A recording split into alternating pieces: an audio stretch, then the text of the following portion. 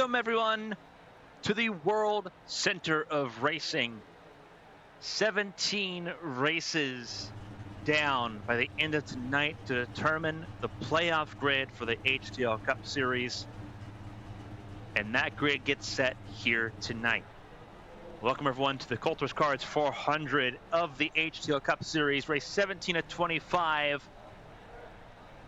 What was the Firecracker 400 now takes on a new shape, a new form, but the drama still remains. I'm Carmen Sienna. Thank you for joining us here for a spectacular night of racing coming up. Everyone with ambitions, whether it's to be a spoiler, lock in your playoff chances, add some playoff points before we get to Darlington in 2 weeks. Everything is super important. The weight is as heavy now as it was at the start of the season when we were here the first time to get the season underway. Welcome to ABN's coverage of the HTL Cup Series all the way throughout the rest of Season 6. A wild event is expected here, and the standings are going to be a huge focal point of the conversation. John Hagan didn't know if he would be present for the race this evening. He's not in his typical 97 because a fill-in was drafted in the case that he wasn't here tonight. So John Hagan, for one night only, will be in the 64 car. He's already locked in, so him making or missing the field doesn't hurt him here tonight.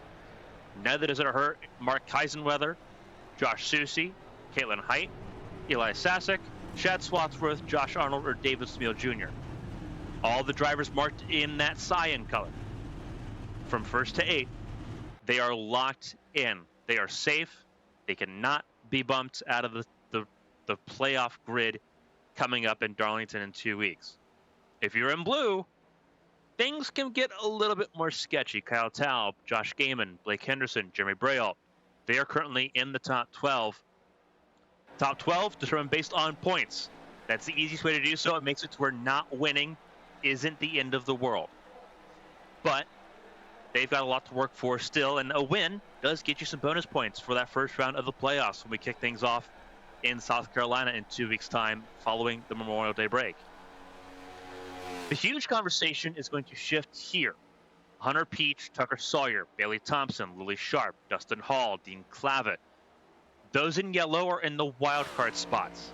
There is yet to be a driver this season that is yet to win beyond the top 12. Every race win has come from the top 12 in points or higher. This is a track, though. 2 of the past 3 seasons have been walk-off race wins to get drivers into the round of 16. Matthew Smith in Season 3, Lilac Zier in Season 4. Very important to keep that in mind. A Chevrolet has won every plate race this season. Keep that in mind as well as we go forward here. Puts drivers like Austin Mongold on a bit of a path forward here. He usually is good at these plate races. Teammates with Jeremy Braille could be very interesting. Patrick Oberstadt, he is also phenomenally gifted at these plate races. He needs to be. He is in must win.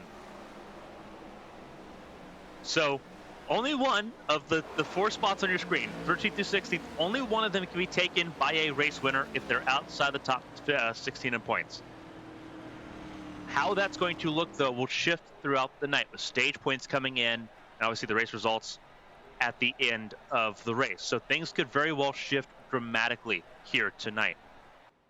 Dustin Hall, 11 points out. Dean Clavitt, 13 points out. Both of them looking to get themselves in. Dustin Hall, typically not great at Daytona. Dean Clavitt, typically fantastic at Daytona. Change of fortunes come and go here. Likewise, Tucker Sawyer typically has not had success here at Daytona. Neither has Bailey Thompson. Lily Sharp has been good on the road course here at the World Center of Racing, but not great on the oval. So things could change. A lot of ebb and flow, a lot of drivers to keep an eye on here tonight. We'll page on through. This is the page of drivers that are absolutely must-win. Alfred Denny, Steven Oberstadt, who is a part-time driver at this point in the 14 car tonight. Dale Markowski must win. Ross Baxter must win. Tyler Ratliff must win. Richard Odie, Zach Apperson. Important thing to note on this page here on the runoff through points, you have to be top 30. If you get that race win and you're not in the top 30, you were not entered into the playoffs. So someone like Callie Height, Zach Apperson, Seth Wanzing, Gary Donaldson, if they win, it doesn't necessarily help them here tonight. Brent Roberts, who won Atlanta 2 weeks ago, A win here for him tonight will not get him into the top 30. He will not be playoff eligible regardless of the outcome tonight. He is simply here to help out Ascent Racing as he fills in for John Hagan's normal ride here at Daytona.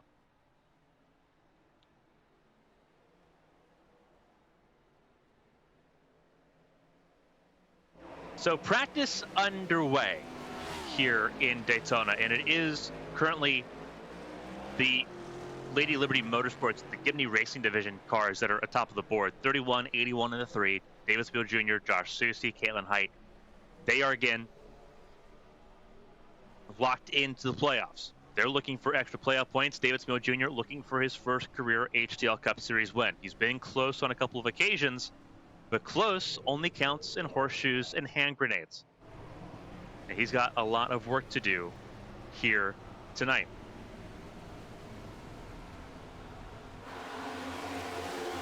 The cars ebbing and flowing as we get ready to go for this race.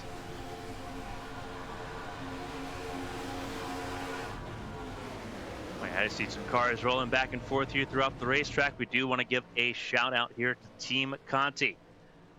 Big week coming up. The Coca-Cola 600, both in real life and on iRacing, next weekend. For setups, development, coaching, and more to get ready for that big endurance event next weekend for Memorial Day weekend. Hit the QR code at the left side of your screen or type in teamconti.gg for more information. They're the official setup supporters of the HTL Cup Series. We're glad they're along for the ride here all season long. With practice winding down, about 6 minutes left to go here in the practice session here in Daytona. As cars roll around the racetrack, getting ready to roll at full speed. Also do want to give a shout out here. We'll shout them out a couple more times throughout the broadcast here this evening. Coulters Cards, the sponsor of tonight's broadcast. Very thankful that they're closing out the regular season in a big way for us here. If you're looking to level up your trading card collection, Coulters Cards is the place to look. Pre-owned sports cards from all eras, various different sports, NFL, pro wrestling, NCAA, basketball and baseball, the NBA, MLB, NASCAR, and more are available through Coulters Cards. Obviously, trading cards, big as far as the hobby as it grows over the last few years. I've been involved for a while. I'm a huge sports fan. Cincinnati's where I'm from. That's where ABN's based out of. So the Reds, Bengals. Obviously with soccer as well, it's Columbus Crew, FC Cincinnati. They've got a little bit of everything available at this point. And they've got a 100% positive feedback rating. They're trusted by collectors everywhere. As I mentioned before, huge Reds fan myself. I'm trying to collect different eras, different years of rosters here. One of the big ones available on my end that I'm looking at is Zach Kozar, 2017 All-Star card. Is something that's sort of up in the air, but there's a bunch of different values, a bunch of different cards fitting just about every single sport you can imagine. Again, Coulters Cards is where you'll go and look. QR code available on your screen as well.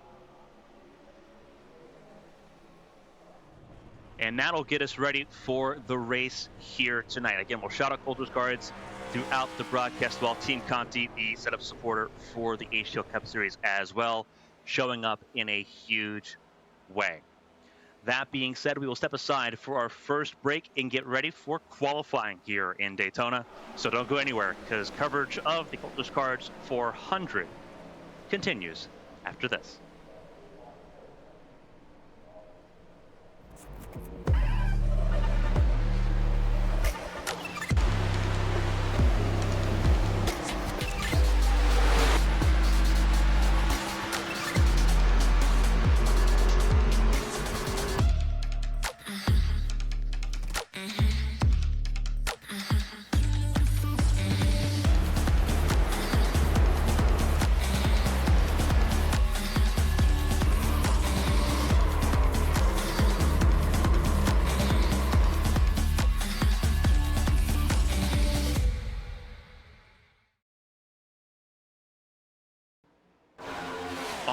most showtime here from Daytona International Speedway.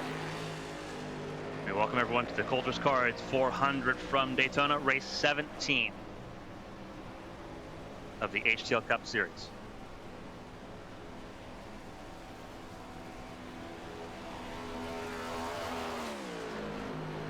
As I mentioned before, a bunch of action set to go here.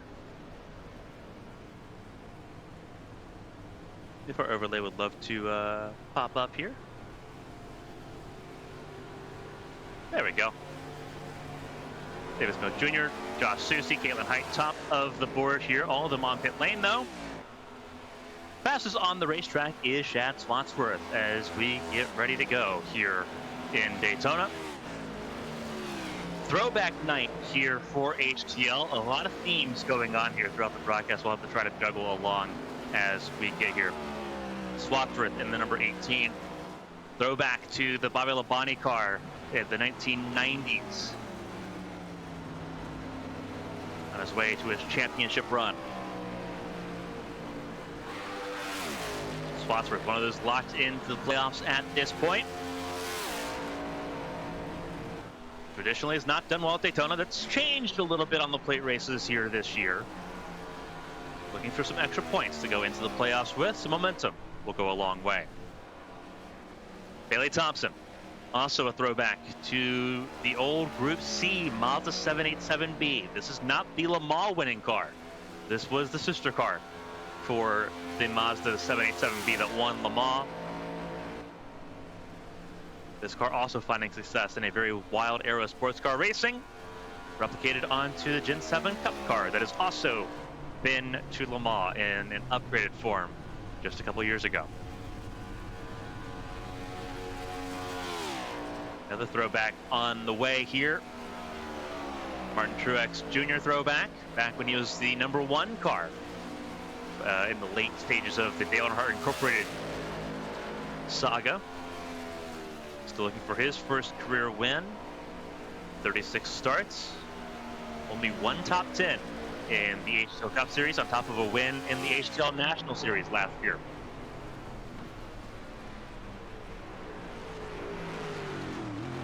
A return as well. Pacey Wygen, former HTL Truck Series champion, with a pair of wins in the Cup Series as well. Filling in the 99 that was normally driven by Elias Flores. Not the case tonight. Wygen looking to try to help out the 99 car here this evening. So a couple of changes throughout the field here. Driver who is sitting with a lot of work to do tonight to stay in the top 16, Lily Sharp.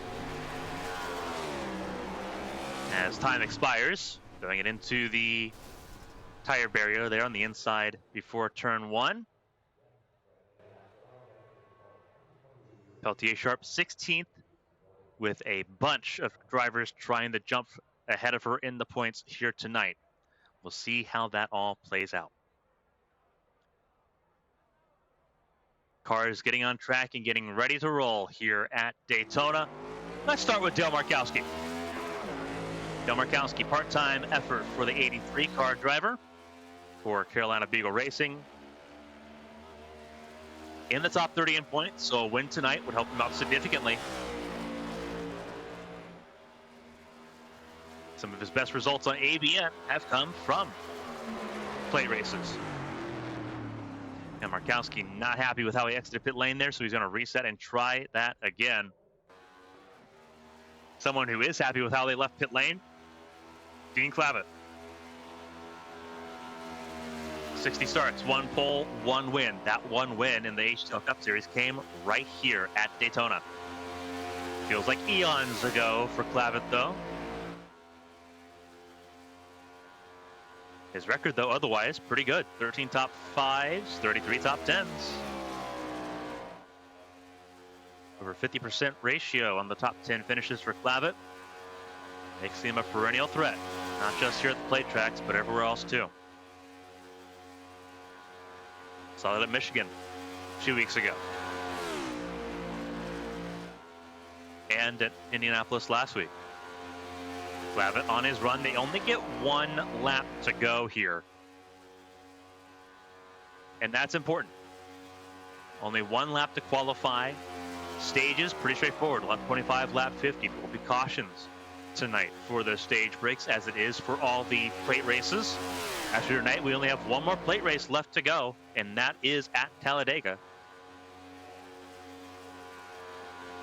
1 more plate race and 1 more road course race at Watkins Glen.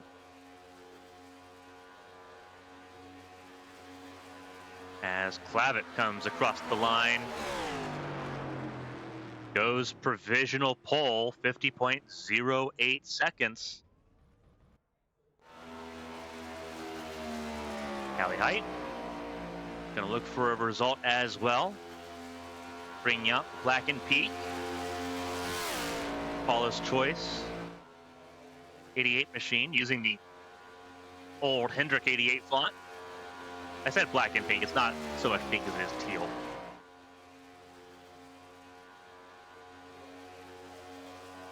Callie Height across the line to start a run.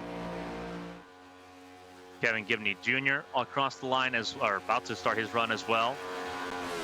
Oberstadt, Smeal, Roberts, Markowski, Sawyer, Wright, all on runs. James Wright back in the Nesquik number 11 for Arrowhead Racing. Seeing what he can put together in that yellow and blue machine. On top of last week's race winner for the first time, a really good feel-good story for Josh Arnold. First career win came last week at Indianapolis. It helped him lock into the playoffs. He's also good here at Daytona. No pole positions, but it's the first time for everything here as well, as he can attest to last week as that race came to a close. Callie Height went 5th fastest. Eli Sasek went 9th fastest, ahead of Pelletier Sharp.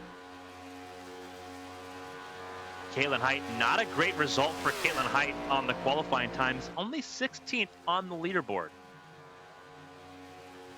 As Arnold comes around, hopefully to put that car in the top 10. His teammate Swasworth outside front row. James Wright went 3rd fastest. Arnold across the line, provisional pole. Provisional pole, 50.065, and it's taken away immediately by Dale Markowski. Immediately by Markowski. Across the line here for Bren Roberts. Another throwback, FedEx. Throwback for that Camry. Bren Roberts, was that enough? It is enough for 4th place. Outside row 2.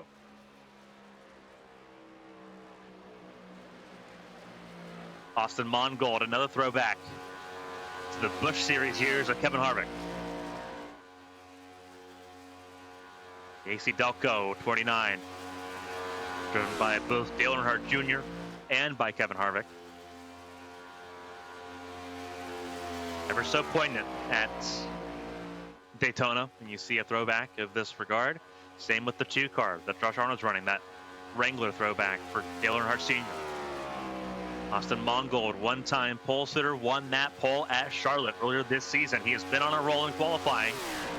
Can that Chevrolet get up to the front here at Daytona? Big time question being asked for Austin Mongold in Sideswipe Racing. Across the line, Mongold, where it's this time looking like it is enough for 3rd place. Really close times at the top. Your 2-time defending series champion, Josh Susie, also on the racetrack here.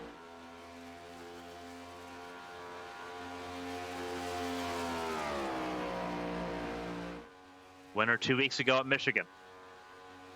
We'll see what lap time he posts here with 4 minutes left to go in qualifying. Most drivers on the racetrack completing runs right now. Susie, one of them. Richard Odie, Alfredo Hidalgo, Tyler Ratliff, Hunter Peach, Mark Kaisenweather, all on track at the moment as things stand. Wygent goes top of the board for the 99. His return to HTL action. He's on provisional pole. Can Susie deny him a pole position start? No, not even close. 50.133 for Josh Susie, 23rd fastest. out of 30 that have set lap times so far. Hunter Peach, he's in a throwback. Carl Edwards throwback from Edwards last season in the NASCAR Cup Series. And Hunter Peach goes for fastest as Ratliff goes to pole. His teammate for NFG Motorsports goes top of the board.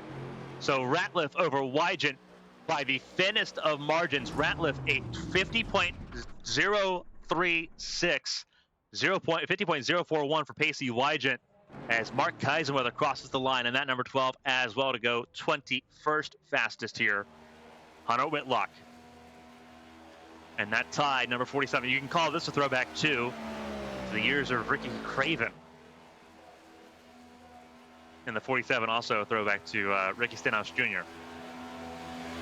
But I think Craven's a little bit cooler when you look at the results of Craven, and obviously the more memorable Darlington moment with Kurt Busch back in 2003. Two more cars making their runs late in the session. Dustin Hall, Blake Henderson. A Tombstone Motorsports car and an Unforgiven Motorsports car on the racetrack. Angel Santiago, Gary Donaldson, and John Hagan yet to qualify. Hagan may not take the initial start here at Daytona. We'll find out. Whitlock driving the 47 that was at one point driven by DeMonte Dotson.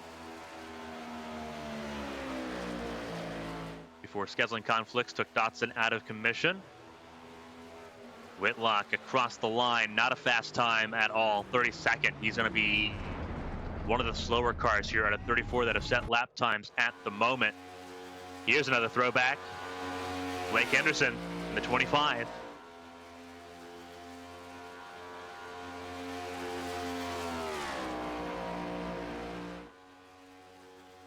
Dale Jr. throwback, one of two in the field alongside John Smeal, who is 25th fastest at the moment.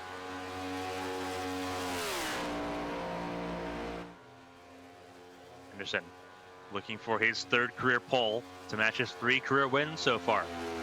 Former ABN Daytona 500 winner is Blake Henderson as he comes across the line. And it is enough for just 11th place.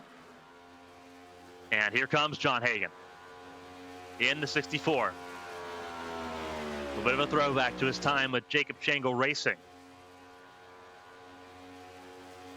I'd say a better looking car this time around in that 64 machine. Representing the U.S. Army. Hagan, a veteran in the armed forces. One of those we paid salute to at Charlotte a few weeks ago. Points leader as well.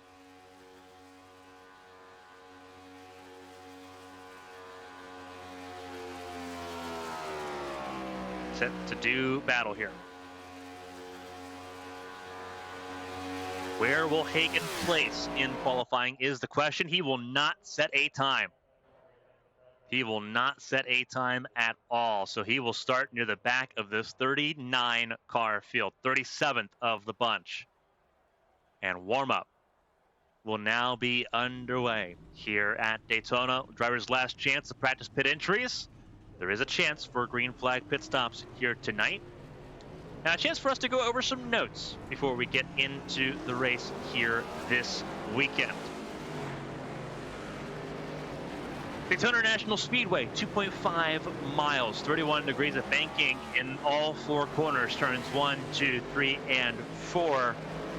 Also a lot of banking on the front straightaway, up to 18 degrees of banking on the front straightaway.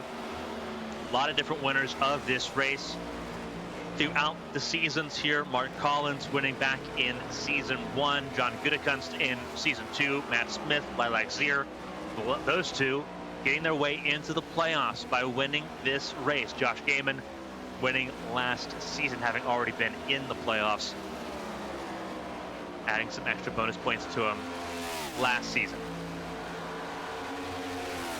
Matthew Boone set the track record last season as well.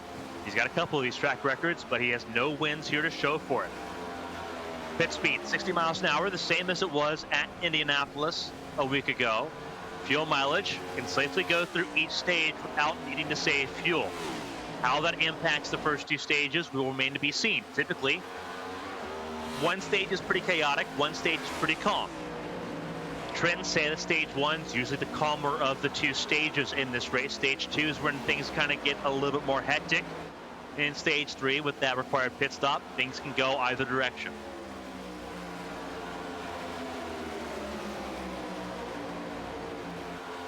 And then, as always, upcoming races. We're off for Memorial Day next Monday. We hope everyone enjoys the weekend of racing coming up here, whether it's the Indianapolis 500, whether it is the Coke 600 later that evening, the Grand Prix of Monaco, the MotoGP race at Silverstone, the 24 hours of the Nürburgring. A lot of racing to enjoy this upcoming weekend. We hope you have time to enjoy as much of it as possible. A little bit of a side note here, ABN is doing a meetup at the Indianapolis 500 on May 25th, the day of the 500. We will be there. So be part of that meetup if you're also going to the Brickyard on May 25th for 109th Indy 500. A lot of drama for that race leading up to this weekend. It's going to be a lot of fun. After the off week, though, it is full speed, full set into the playoffs. The Southern 500 at Darlington, the Watkins Glen 300 at Watkins Glen International. You've got the race at Las Vegas on June 16th, and then the BFL 400 at Talladega on June 23rd. So a lot of racing coming up thick and fast here. After the May 26th off week, we are full sail, full speed ahead. No more off weeks after that. We're going to get through those remaining 9 races pretty quick. Sorry, remaining 8 races, excuse me.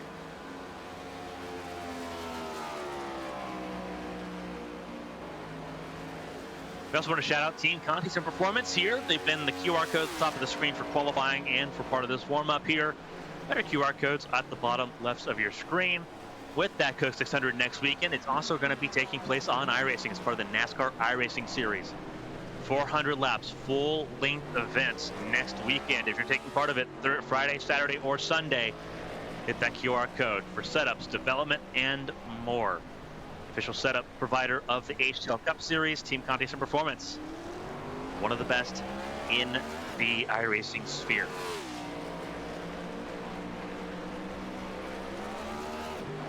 And last but not least, we're going to shout out Coulters cards again before we get this race underway. If you're looking for trading cards of various different sports, whether it's pro wrestling like AEW or the WWE, NFL, NBA, MLB, NCAA, NASCAR, they've got IndyCar cards as well. They've got a little bit of everything available through their shop. You can get them on through eBay as well. That QR code will help you get hooked up with everything you need in your trading card selection. As I mentioned before earlier, a couple of Reds cards there. The 2017 All-Stars Zach Cozart card is one that's kind of keeping an eye out for me. But obviously they cover a lot of things as well. They also cover the NHL. So a lot to choose from there. We're happy that they're supporting us here for this regular season finale in Daytona. We hope to see you supporting them as well. Warm-up has come to a close, and with that, we will get ready for the starting grid for the Coulters Cards 400, race 17 of 25 in the HTL Cup Series season.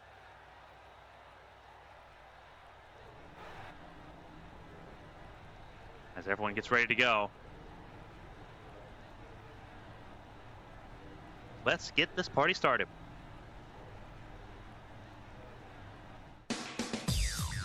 Row 1, Tyler Ratliff and Casey Wygen make up that row. It's an all-Toyota row number 1. Tyler Ratliff, his first pole position, denying the former Truck Series champion, Casey Wygen, of that endeavor. Row 2 is Dale Markowski and Hunter Peach. Markowski in a must-win position.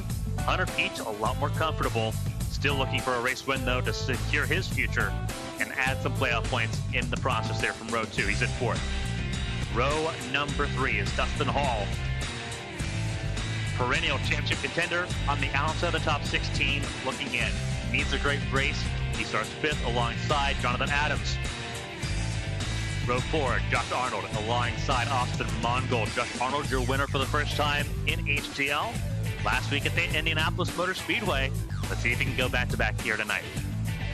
Dean Clavitt and his Adam Petty tribute car once again in row number 5 alongside that of Bren Roberts in that FedEx Ground 97, filling in for John Hagan, who was expected to miss. He's later on in the field.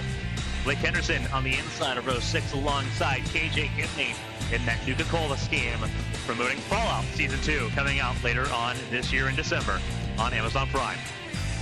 Chad Spotsworth alongside James Wright.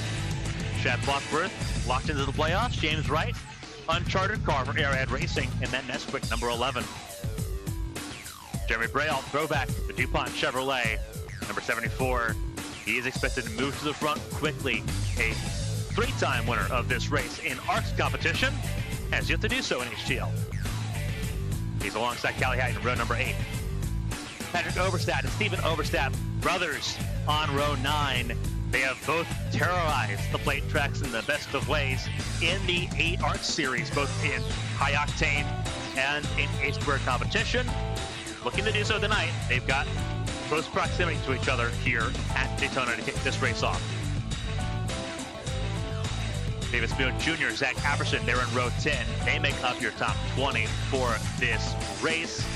Apperson, obviously, in a must-win situation. David Spoon Jr. in his Kevin Harvick throwback, already safe and good to go for the playoffs. Josh Gaiman and Eli Sasek in row 11, not where they want to start this race, but could be a lot worse for both of them in this race as well. Gaiman in a throwback machine as well for that 33 car for Lady Liberty Motorsports. Mark Kaisenweather representing the Coulters Cards, number 12 machine, a throwback to one of Ryan Blaney's classic cars, alongside the 16th place car in points, Lily Sharp, looking for a good result tonight. 24th on the grid, not boding well to kick things off here in Daytona. Bailey Thompson, Zach Meredith in row 13. Meredith, not in his normal 17 car, filling in. The 24, owned by Seth Wanzing, has been driven by Riley Garcia the last few weeks. Not so far tonight. He's going to be in that 24 car alongside Thompson. In row 13, that's 25th and 26th on the grid. John Smeal, one of the Dale Earnhardt Jr. throwbacks here, the number 8 for Carolina Beagle Racing, alongside the 81 of Josh Susie, the 2-time defending champion, starts 28th. Alfred Denny, great throwback. Wood Brothers Racing, the Sitco 21 in row 15, alongside the 16, the Watermelon Man, Kyle Taub, in 30th place on this initial grid. Row 16, Tucker Sawyer, throwback to Lightning McQueen. We'll take it here in the HTL Cup Series alongside the West Virginia University alumni, Ross Baxter. Kalen Height, throwback to the old McLaren F1 days of David Coulthard and Mika Hakkinen. She starts in row 17. Not a great spot that she wants to be in. She's in 33rd alongside Hunter Whitlock. Alfredo Hidalgo in the number 5 alongside Richard Odie. They make up row 18. Row 19 at the back of the field, not setting a lap time, is John Hagan and Angel Santiago. And the last car in this 39 car field, a throwback to both Joey Logano and before that, Tony Stewart. It's Gary Donaldson in that 22 Tombstone Motorsports Ford to round out this field.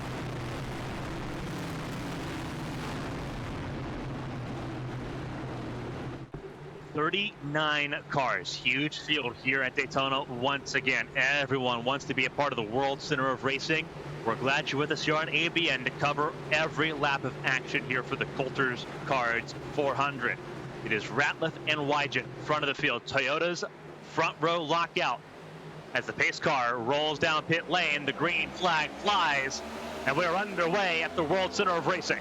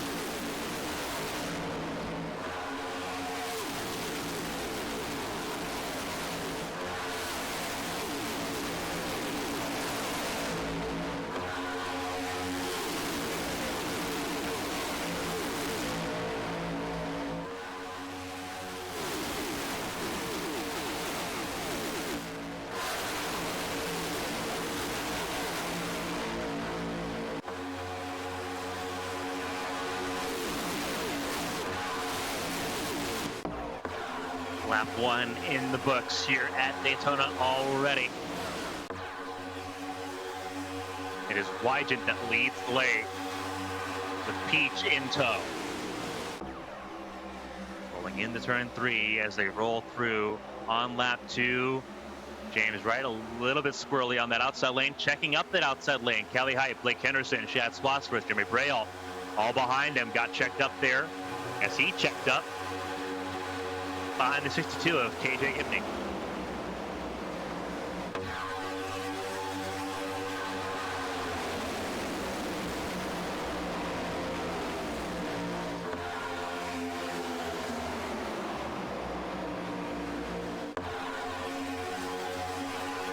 Adams now at the front of the field.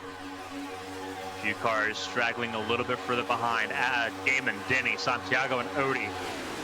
4-car train, a little bit more detached from this group.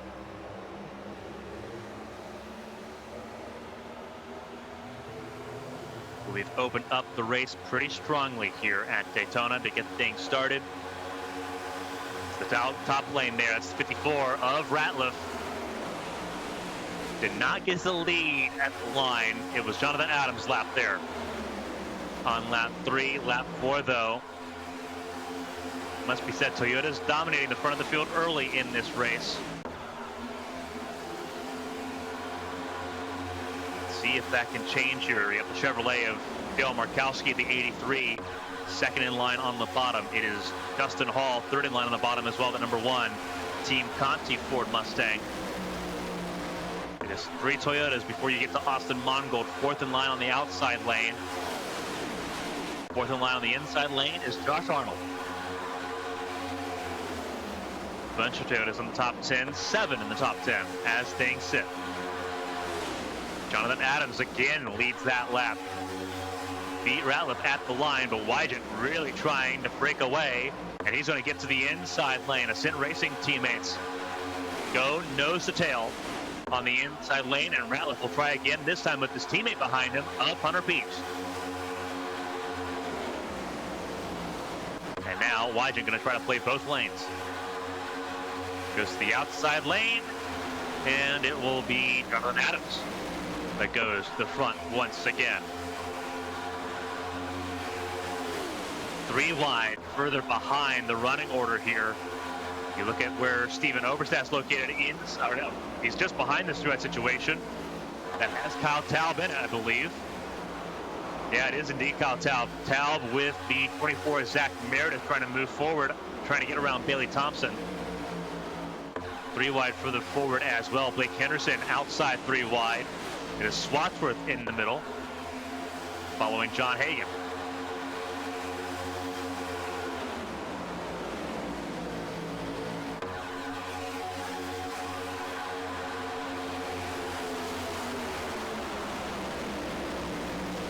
Henderson dropping back a little bit further of the drop in quickly in front of Bailey Thompson, and does so.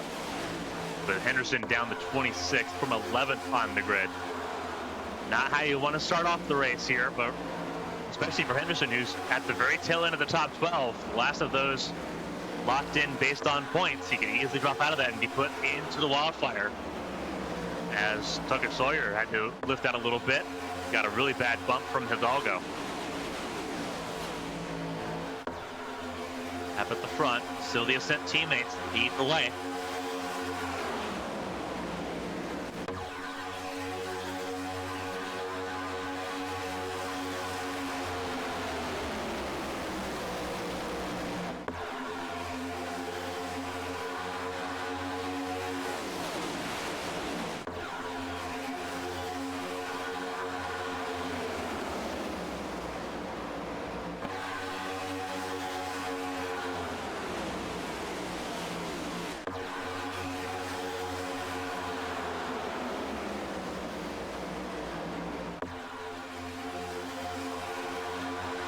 Single file, first 4 cars. And the outside lane really checks up behind Wygant and Ratliff. First 5 cars now single file, all the way to Dean Clava here. Outside lane really condensed and not happy.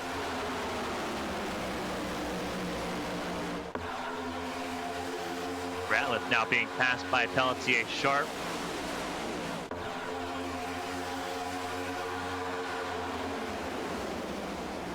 Josh Susie all the way up 20 spots so far. Same with Ross Baxter, up 20 spots for both of them. From the back of the field to the front. In fact, you see that 38 just behind him. Baxter's been on the charge. Car in the fence. That is Wygent. I do believe that was Wygent. It is Wygent, and we stay green.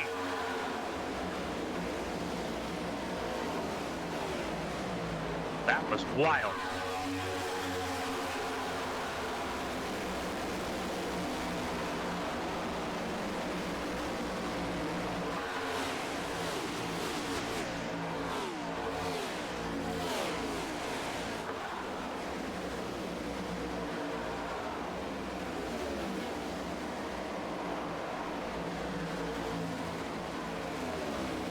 Huge trouble there early on. But Pacey Wygent now hooked up with John Hagan. See if we can get a better look at what happened there with Pacey Wygent there. So this is a little bit further down the order. Let's see if we can take a rewind here. And it looks like, yeah, it looks like Wygent just tried clearing himself for just a moment. A little bit of a gap there between the 97 and the 62. Oh, no, that's not even on Wygent as caution comes out. And it's Caitlin Height in the dirt. Did not start this race well. 33rd for Caitlin Height. Now 37. And that McLaren throwback.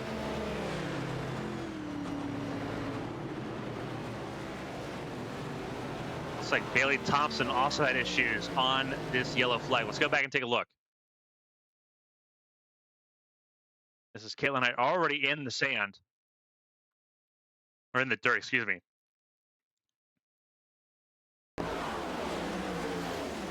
This is well beyond the racing pack, so something's had to have happened here. Oh, a lot of latency by Josh Gaiman.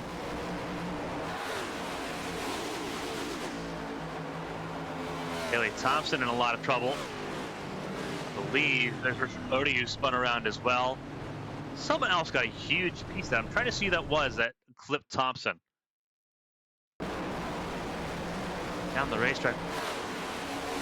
Oh, that was Steven Oberstadt that got a huge piece of it.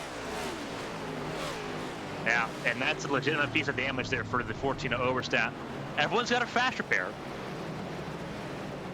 But that's not where you want to be to get things started here in Daytona. Especially for Oberstadt, who is trying to get his way to the front of the field.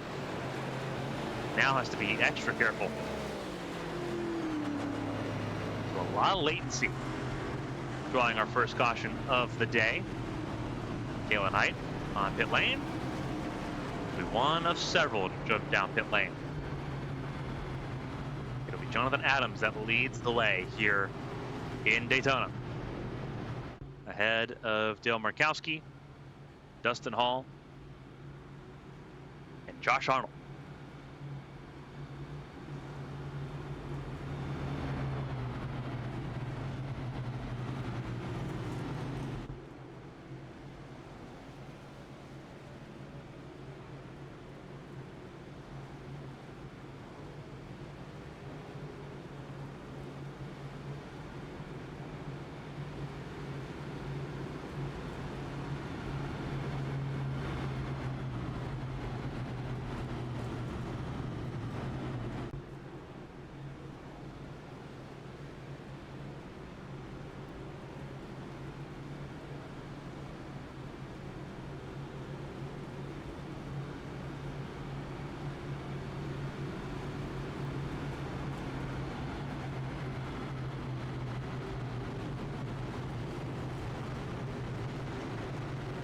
So with that, we will step aside for a quick break here from a word from the setup provider of the HTL Cup Series, Team Conti.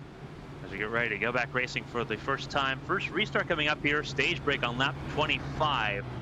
So we still have a little bit to go before we get to that stage break.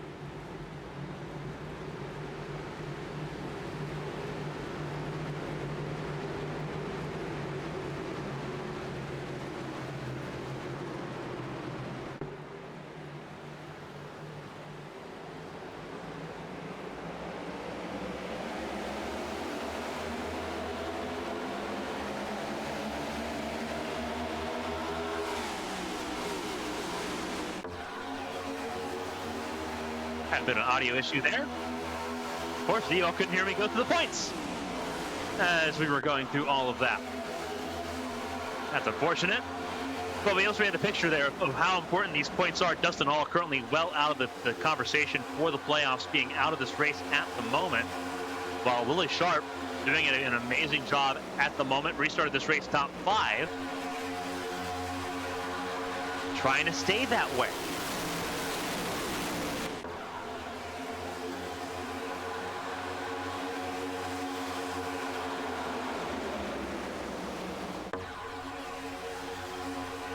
Apologies for that audio issue, but at least we all had an unfiltered look at the crash and the lead up to it.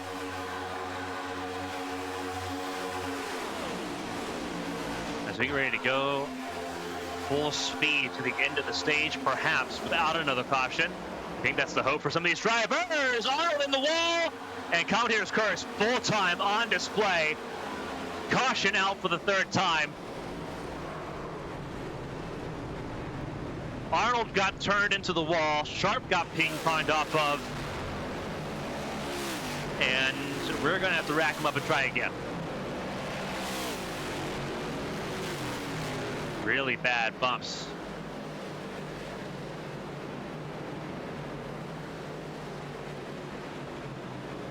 Now we're going to take a look why. And this time I get to narrate for you what happened on this caution that took forever to come out.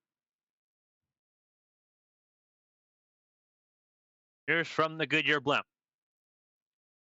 Keep an eye on the 19 of Sharp, the 2 of Josh Arnold. That's where all of this really triggers itself here. Yeah, Kaiser with the 12, just ahead of this. Yeah, that's just Sharp not committing to Josh Arnold at all. Bad, really bad bump there for the 19. To the 2. And then obviously the checkup there, Ratliff turns the 19. Teammates there for NFG Motorsports. 31 of Davis Field Jr. gets turned back across the nose of Sawyer, Brault, Hidalgo. 97 of Bren Roberts gets involved. James Wright gets turned off the recoil there from Tugger Sawyer. Austin Mongol gets a piece of it as well. And it all just falls apart quickly. We played in full speed here because it all develops pretty quickly out of turn number 2.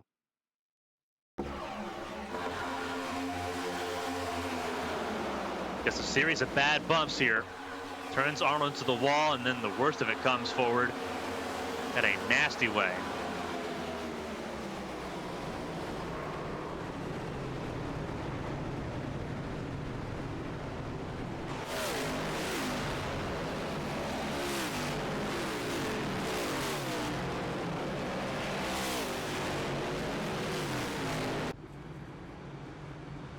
And that changes a lot.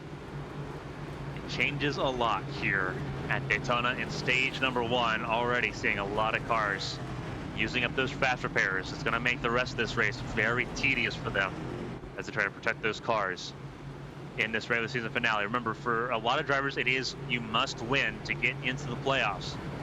For those on the cut line, for those around that cut line, being in or out, there's a little bit more tact that is needed to navigate the chaos. And currently we are not getting that. So let's go through the points again, this time with a little bit of commentary here for the Coulters Cars 400 entering this race. Top 8 were locked in. Hagen, Kaisenweather, Susie, Height, Sasek, Slotsworth, Arnold, and Smeal. They are already locked in. Smeal involved in that incident, same with Josh Arnold. They can't lose their playoff spot here. It just hurts not having that momentum going into Darlington in 2 weeks' time. Kyle Taub, Josh Gaiman, that second caution, they were both involved in there. That didn't help their cause at all. Blake Henderson, Jeremy Brault, who was involved in that last caution. You saw the 74 car involved there. Not a great time for him either. With a huge conversation piece going in, Lily Sharp restarted that last restart top 5. Will not be top 5 on this restart. But Dustin Hall, currently out of this race, was looking to try to keep his playoff run going, trying to get into the top 16. now on the hard road out of the playoffs here. Dean Clavitt trying to get in as well. Zach Meredith, who was also involved in one of these cautions early on, having a little bit more trouble. Jonathan Adams, everyone beyond Adams, Mongold, Flores, who's not racing tonight, his playoff chances are done. Matthew Boone, Patrick Oberstadt, they are all in must-win situations here at Daytona. Same with Alfred Denny, Stephen Oberstadt, Dale Markowski, Ross Baxter, and so on. They have a lot more work to do. It is the Coulters Cards 400 here at Daytona. We appreciate them supporting the regular season finale here in Daytona. Fantastic look at the World Center of Racing. The sun sets beyond the grandstands here in Daytona Beach. As we get ready to go back racing here in Daytona. It is Jonathan Adams, Dale Markowski, Dean Clavitt, Eli Sasek, and Mark Kaiserweather. That leads your top 5. Coming to 9 to go in stage number, sorry, not 9 to go, coming to 4 to go in stage 1, ends on lap 25.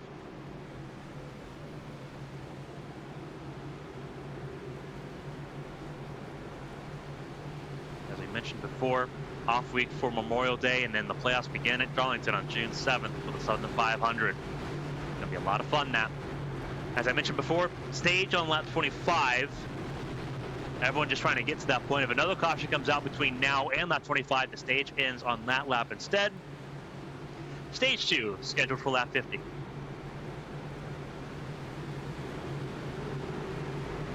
As we get ready to go. Third restart already in this race. A very chaotic opening stanza here in Daytona.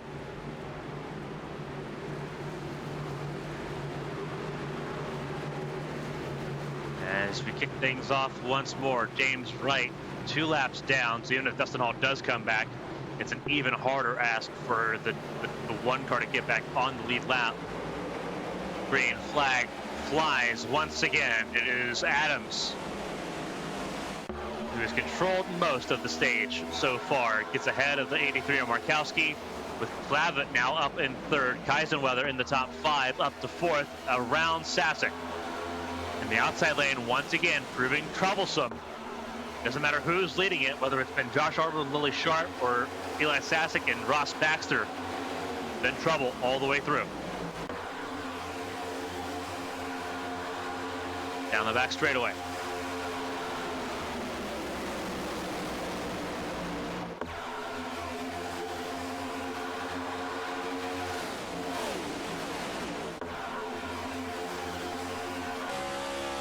Back further back, a lot of smoke here.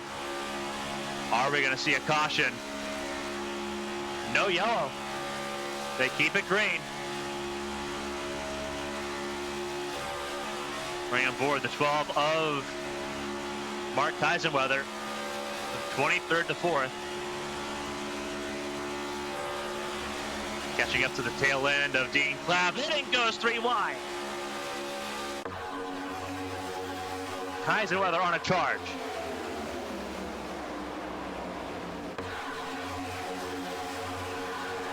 It's allowing Markowski and Adams to walk away for control of stage number 1. We are on lap 25. Do we get to see the yellow flag? Do we get to see a stage end under green? Or will it end before we get back to the start-finish line? Ratliff and Peach outside, looking for the lead. Outside lane got put together really quick. Looking for those stage points.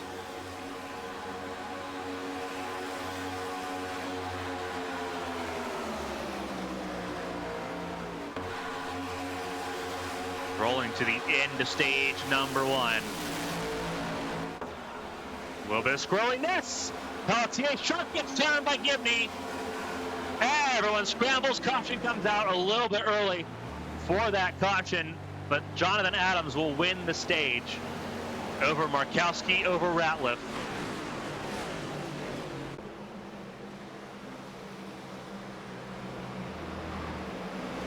Sharp getting turned a second time. Let's see why. See, the contact's already there.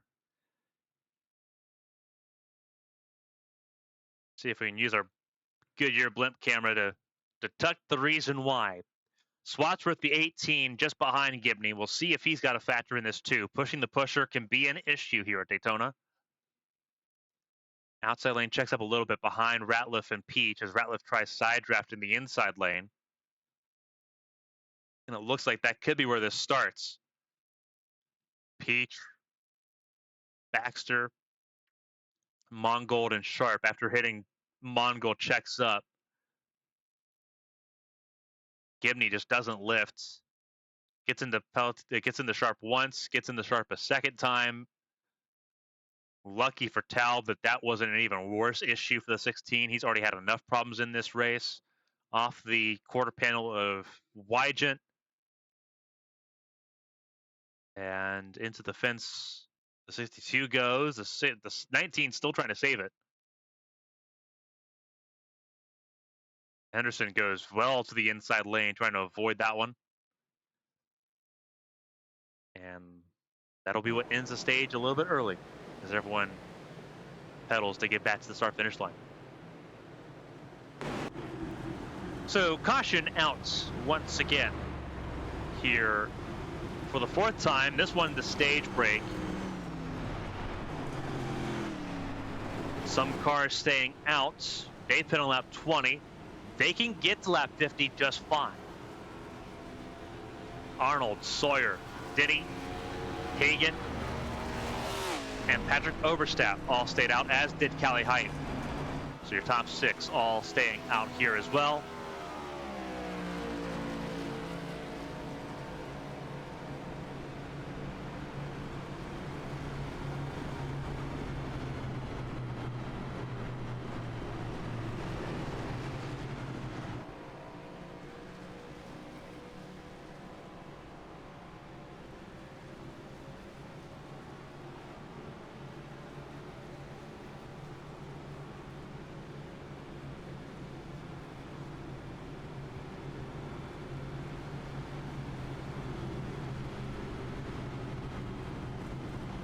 So with us under stage break here at Daytona, we'll step aside for a quick 30-second break. Don't go anywhere. The Coulters Cards 400 is back after this.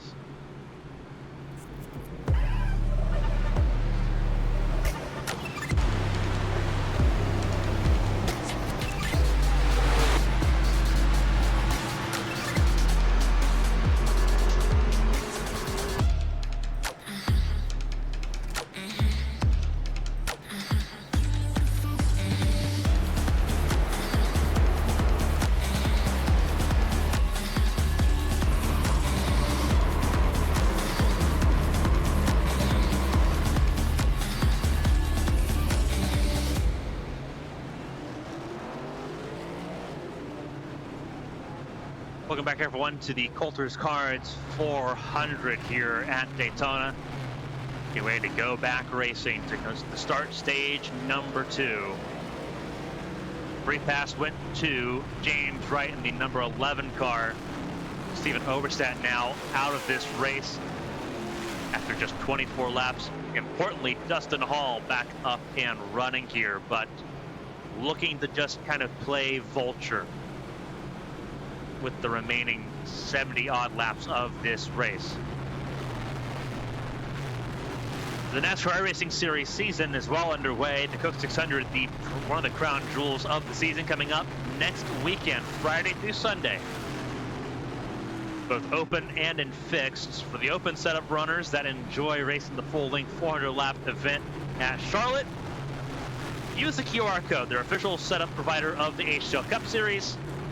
From setups to driver development to coaching and more, all of it's available here. Michael Comsey, one of the all-time greats of e-NASCAR competition, leading the way for all your needs. Cup Series, Xfinity, trucks, and the new ARCA cars, and more available here. They also provided setups for ABN for the iRacing Indianapolis 500 the last couple weeks. So we were glad to be able to partner with them to get all of that running. Had a fantastic time at the Brickyard virtually for the 200 laps there over the last couple weeks.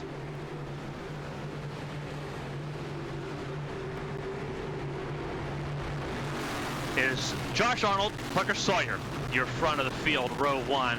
Alfred Denny and John Hagan, row 2. Kelly Height, Patrick Oberstadt, row number 3. Bren Roberts, Josh Susie, Dean Clavitt, and Pacey Wygett in row number 4. Or, sorry, row 5. Row 4 and 5. There you go, top 10.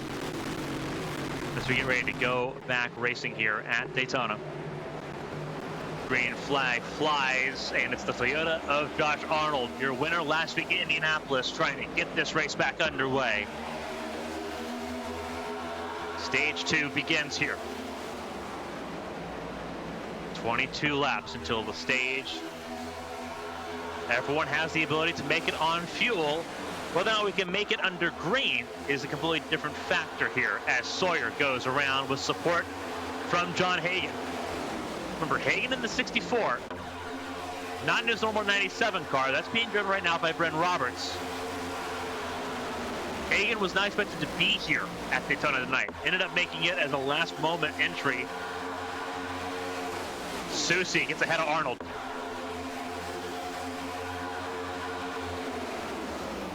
Very interestingly, leaves Callie Height hanging out to dry, and Callie Height's going to be abandoned quickly. Callie Height tries jumping in front of Patrick Oberstadt. That was nearly a caution waiting to happen. Still is a caution waiting to happen. But a reprieve as Oberstadt decides to let the 88 slide on that one. If that happens again between those two, they have a history. Callie Height got suspended for wrecking Oberstadt at Kentucky. So that'd be round 3 if it does pop off tonight.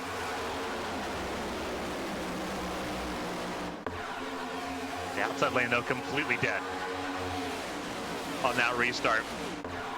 It's now up to Tyler Ratliff and Caitlin Height to try to put that together. Caitlin Height now relying on Eli Sasek.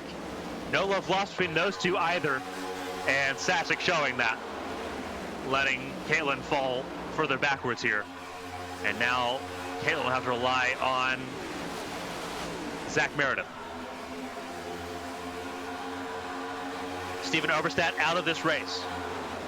Dustin Hall, 8 laps down, but running. James Wright, 1 lap down, right now in that free pass spot. If we can go the rest of the stage under green, he'd get back on the lead lap on lap 51. But that's a lot of semantics and hypotheticals at this particular point. We've had 4 cautions today, 3 for accidents in stage 1. And trouble! Susie in the fence hard, same with Ratliff. And everyone shoots the gap. We stay green because those cars are still running and they're in the right direction. But that'll almost certainly put an end to the days of both Josh Susie and Ratliff. They've got to limp all the way back to the start-finish line. You see single file. Most of the field got there. It got single file to get around, but it did break up the leaders. Top 7 all are in a breakaway by about a second.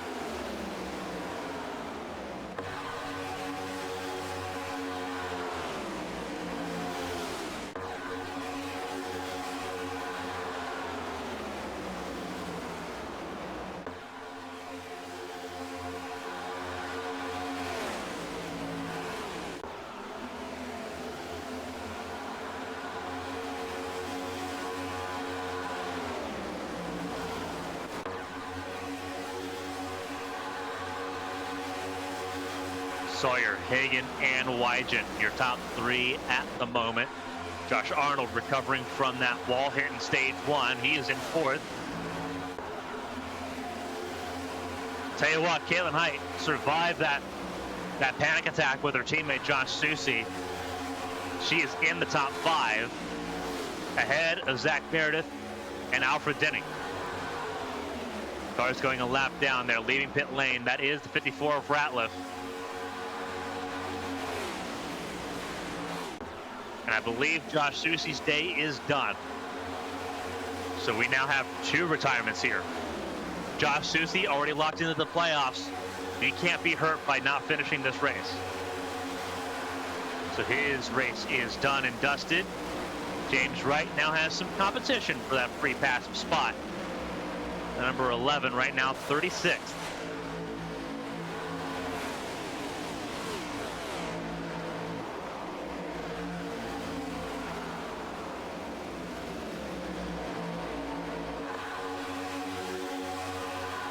Sawyer leads the way. Meredith went up ahead of Patrick Oberstadt, drops back to the inside.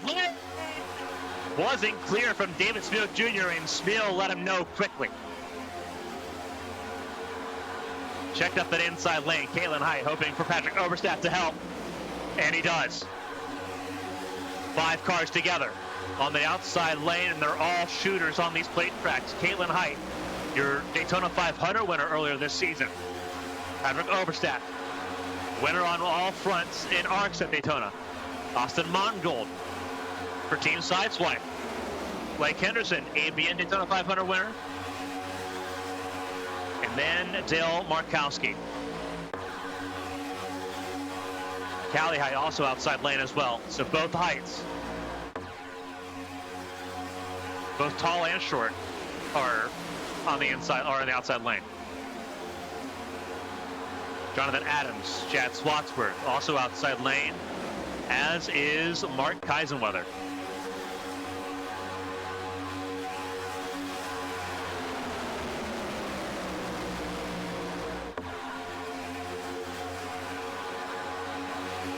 This is a group of 21 cars at the front of the field. 2 distinct packs.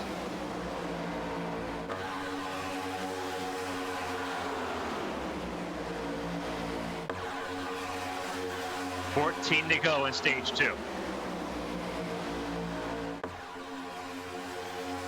Outside lane making some inroads. Wygent got ahead of Caitlin Height, trying to get to the front. Here comes Sawyer, abandoning John Hagan. It'll be Hagan and Arnold at the front of the inside lane.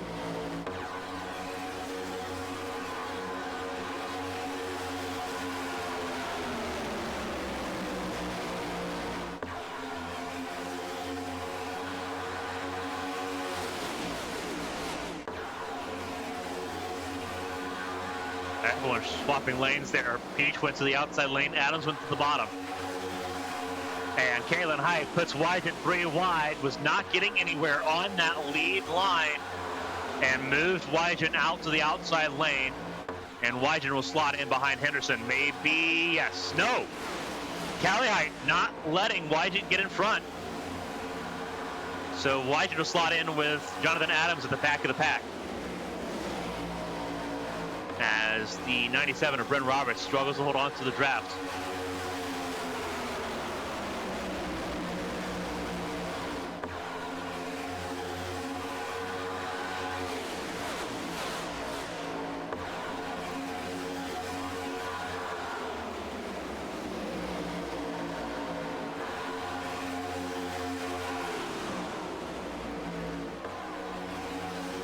Outside lane just not getting enough help at the moment.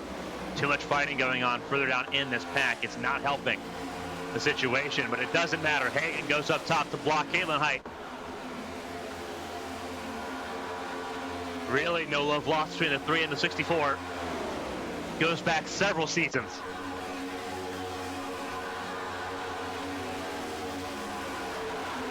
But Caitlin Height, I think, very aware to her surroundings, knows that the 60 and the 29 are going to help out the 64 way more. Doesn't matter. Caitlin Height goes to the bottom.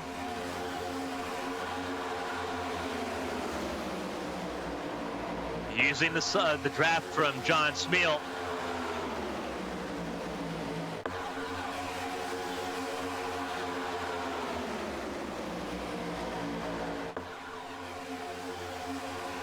And Callie, unfortunately, could not get anything done. Will drop down the 5th, if not lose more spots there, trying to get around the 8 of John Smeal. John Smeal now also a lap down. Same with James Wright and Tyler Ratliff.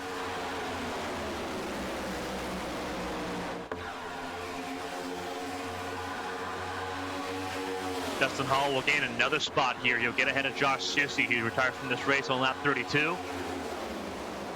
But with more cars a lap down, it makes his job way tougher.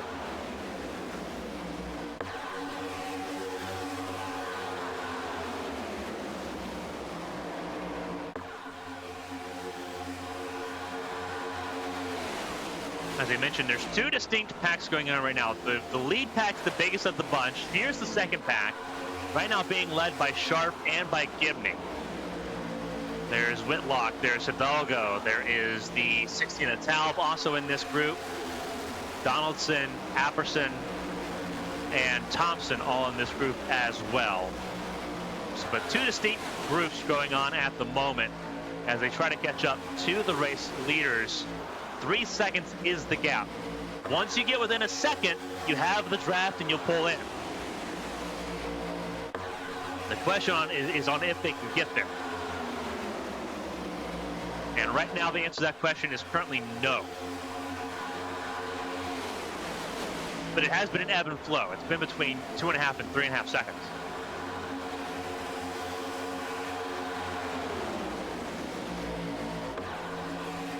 The more that this group hangs each other up and holds each other back, the better it serves that backpack, and they're gaining down the back straightaway because they are side drafting so hard. Now down to 2.8 seconds.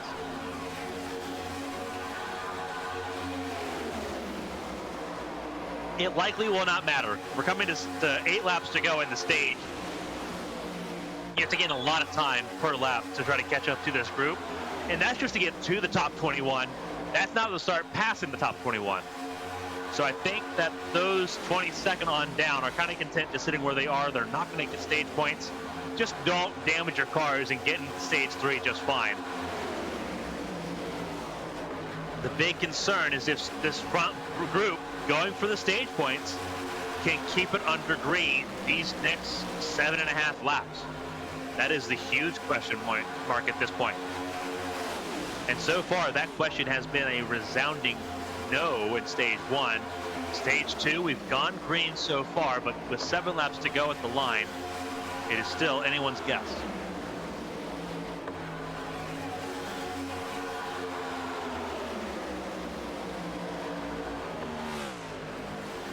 Josh Arnold leads the field. He's led 4 laps so far today of the 43 laps completed. Casey Wygant, former Truck Series champion, he's led 3 laps today for the Ascent Racing 99. Zach Meredith's not led any laps so far in that number 24 machine. He's trying to get himself forward.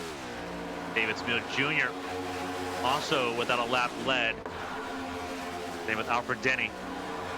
Start looking a little further down. John Hagan's only led 3 laps of this race so far. Caitlin Height's not led a lap at all yet. Your Daytona 500 winner sitting in the top 10 now. Patrick Oberstadt, no laps led. You have to look all the way down. You look at Jonathan Adams, though, he's led 22 laps. He is currently sitting in the 14th place. He dominated stage 1 and has been nowhere since.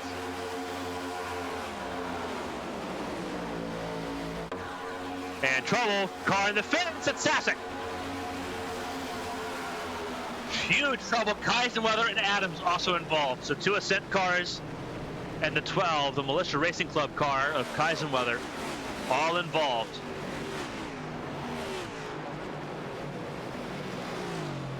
And that was frantically quick. We'll take a look here, replay. See if we can grab a better camera angle here.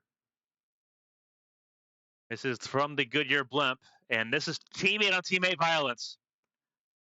Not great.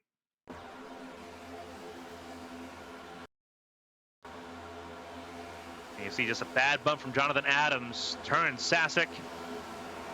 Clips Chad Swadsworth, but he gets away. Really a phenomenal save. An absolutely outstanding save there from Chad Swadsworth. Not so lucky, though, for Kaisenweather.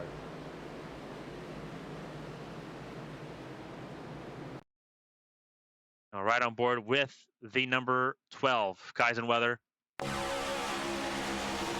teammate gets lucky. He does not.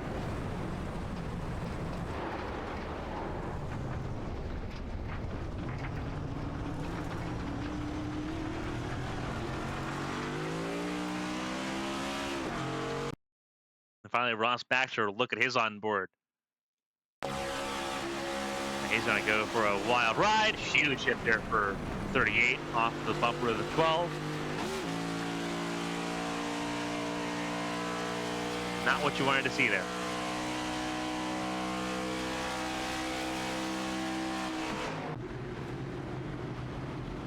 So pit stops are going to begin here. Some people are going to pit early. Remember, stage 2 is an entire 50 laps. There's a pit stop scheduled in that phase. So this will be very interesting. Wygant, Mongol, Roberts, Markowski, Patrick Oberstadt, they're all in pit lane. Your top 5, bottom of your screen. With 5 laps to go in stage number 2, Josh Arnold ahead of David Smeal Jr., Zach Meredith, Alfred Denny. John Smeal gets the free pass. And Caitlin Height, your top 5.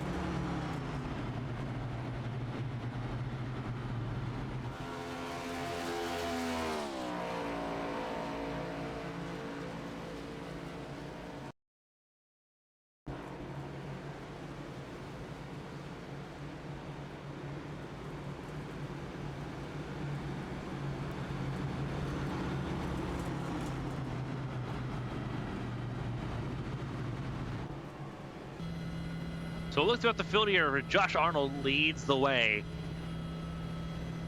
60-second start. His first win came last week in Indianapolis. He's in the playoffs now, looking pretty fantastic here. He has led 6 laps so far today.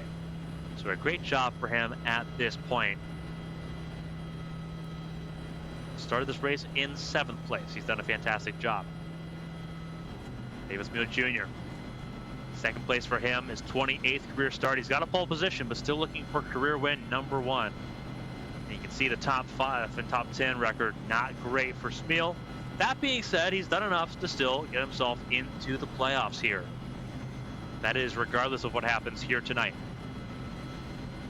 Zach Meredith, 3rd place.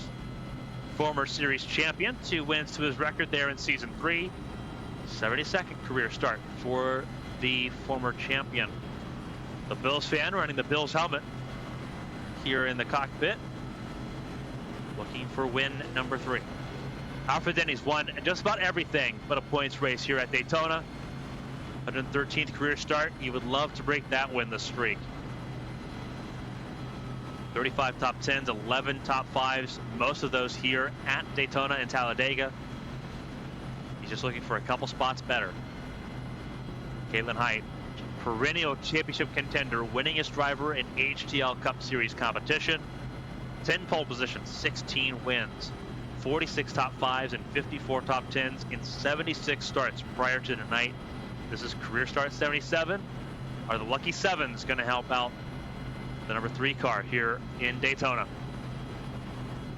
Hunter Beach in he'll be in row 3, outside row 3 in 6th. 68th career start, 2 wins. First onto the scene triumphantly at Fontana to grab his first career win. Moves to NFG Motorsports, trying to secure a playoff spot here tonight. He is currently 6th place. Dean Clavitt, he's won here at Daytona before. His only win in the Cup Series comes at Daytona. 61st start, looking for his 2nd win here at the Speedway. As we get ready to go back racing here in Daytona, Chad Swatsworth, 4 wins, none of them here at Daytona. 6 pole positions. He is in the Centennial Club, over 100 starts in the HTL Cup Series. He's alongside another driver, the driver with the most starts, Blake Henderson, 3 wins, 2 pole positions, 119 career starts. He's looking for a win here at Daytona in HTL competition. He's won in ABN, not in HTL.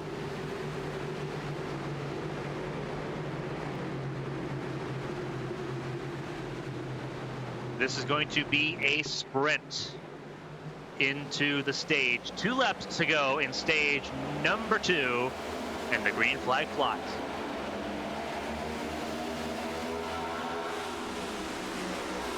Arnold leads the way, and a huge separation. A huge clump of cars did not go. That was Gibney and Hidalgo that did not get going.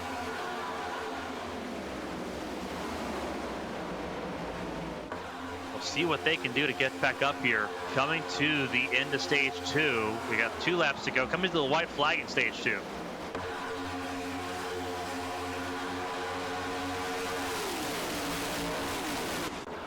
Good run through turn 3 and 4. Arnold leads over Meredith, over Smeal. Everyone jumping around back and forth. Teammates 3rd and 4th there on that inside lane. That's Smeal and Height. Alfred Denny leading the outside lane. Smeal will go to the top lane and jumps back to the inside lane. That is Peach helping out Denny. Clavitt, Henderson, and Sharp, your top 10. Sorry, your top 11. 11 cars battling for 10 spots. Smeal and Height go outside lane, and whoa, Kim Height gets turned. Height gets turned up the nose of Alfred Denny, and the yellow flag is out, and there's going to be more contact. And that was all avoidable. Those cars were in the fence for quite a while.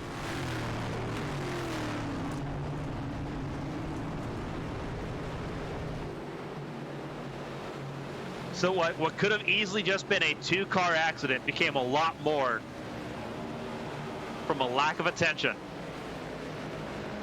And that will end the stage in a very anticlimactic fashion.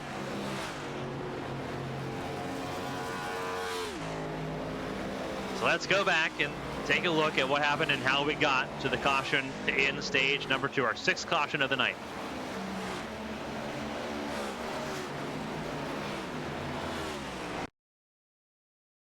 This is down the back straightaway. Using the Goodyear blimp. And this is just going to be a really bad bump, I think, from Denny and Peach. Yeah, 4 cars just pushing. Height moves to line up with Smeal. Denny doesn't. It seems like Denny wanted to go 3 wide and just had not made the actual move to do that.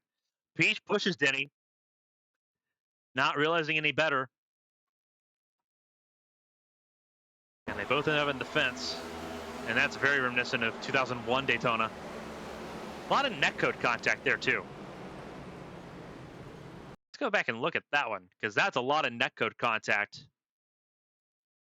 A lot of latency here. Is that with Callie Height or is that with Pacey Wygent? That's with Wygent. And then again with Braille.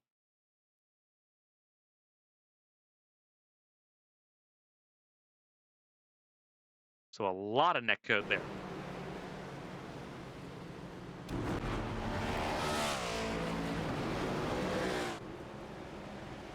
And I believe, I'll have to see who it was here. It is Angel Santiago that gets the free pass.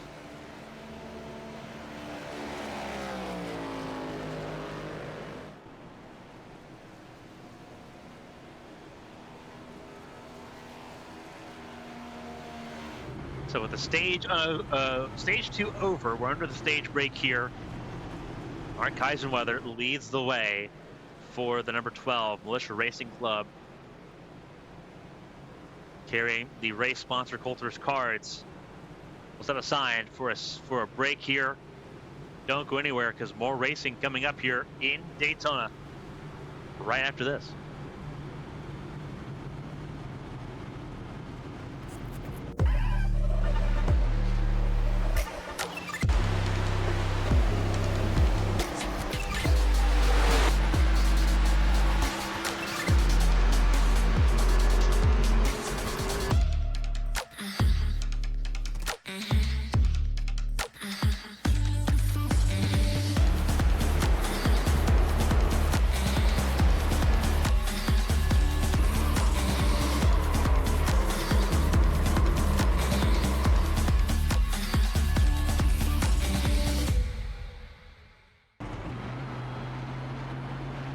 Back on board the race-leading car of Mark Kaisenweather. Team Conti providing setups for all the races here in the HTL Cup Series in Season 6. They have been a phenomenal partner for HTL all season long. Can't stress it enough, whether you're doing the NASCAR iRacing Series or whether you're doing open events, whether it's leagues or official events for trucks, Xfinity cars, Cup cars, or the new ARCA machines. Coming up next month, the new Gen 4s will be right there with the Team Conti Sim Performance setups as well. You can find all of them available using the QR code on your screen or by visiting teamconti.gg. Also, a huge shout out to the race sponsor on board here with the 12 of Kaisenweather, Coulters cards. Pre-owned cards from all eras, from NFL, pro wrestling, NCAA, MLB, NBA, NASCAR, NHL, and more. Doesn't matter what your sport is. If you're in the trading card hobby, they've got you covered. The QR code on your screen gets you right to their shop, and they ship nationwide. We're glad they're supporting us here for the Firecracker event. Coulters Cards 400, and their man leads the way. Mark Kaisenweather, Rookie of the Year leader, from 23rd on the grid to the front of the field here in Daytona, as we get ready to go back racing here at the World Center of Racing. 37 cars still running out of the 39 that started. Only 2 retirements from this race. Josh Susi on lap 32, Steven Oberstadt on lap 25.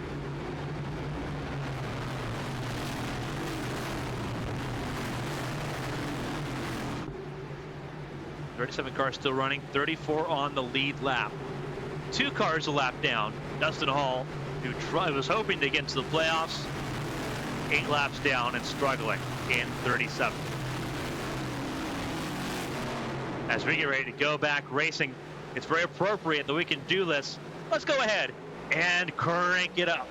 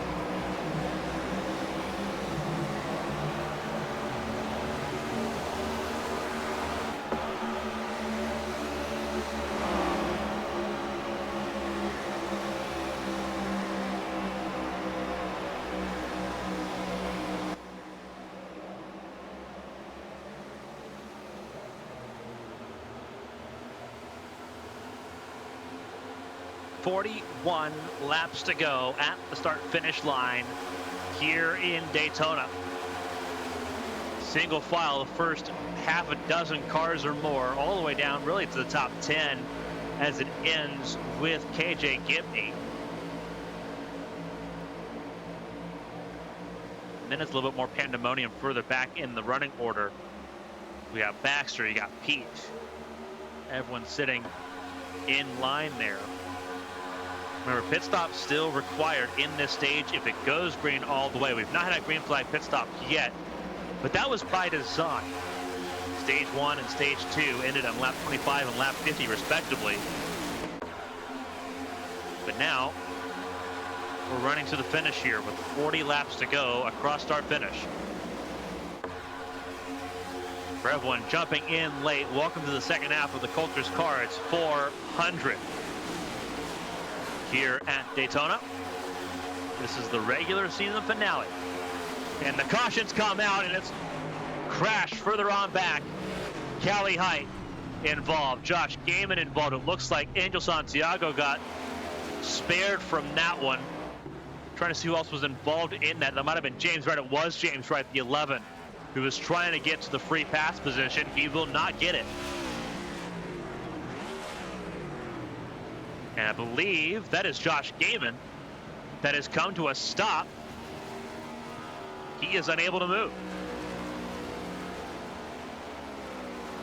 And indeed, that was Josh Gaiman. So 2 of the Gibney Racing Division cars are done for the day. So as the field comes back around, let's see if we can spot the reason why.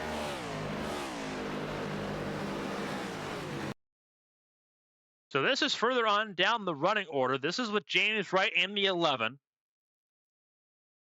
I don't know if it starts with them, but these are the 2 of the cars that were involved.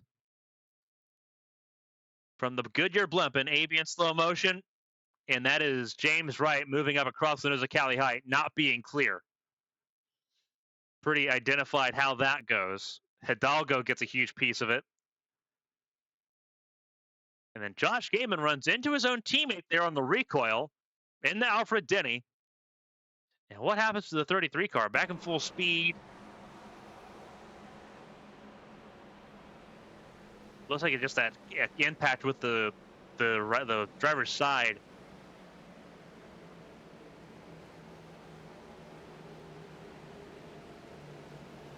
That car looked like it was running okay. Still not sure what happened there. Callie Height's car completely immobilized by the impacts.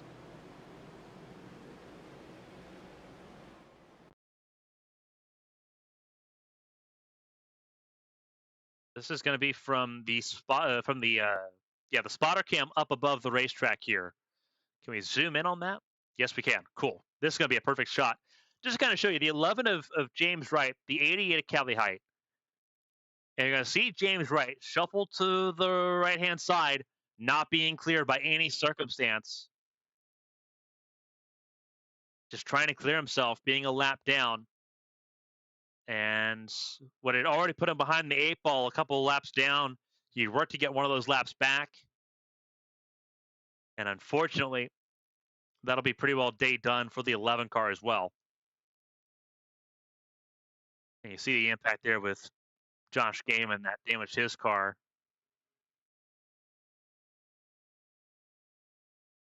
Not a great time there for the Gibney Racing Division car. A little bit of contact there at the end from Hidalgo.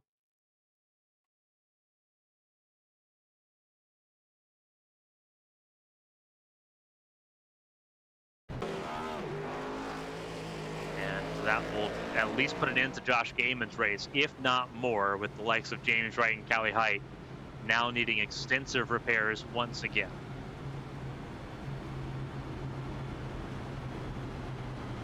So, Mark Kaisenweather is your top 10 leader at the moment. He leads the way over Zach Meredith, Chad Swansworth, KJ Gibney, and David Smeal Jr. with Dean Clavitt in 6th. Over Dale Markowski, Patrick Oberstadt, Hunter Whitlock, and Josh Arnold. 7 cautions so far tonight. It has not been the race everyone was expecting. Stage 2 was the clean stage, only 1 caution in that stage.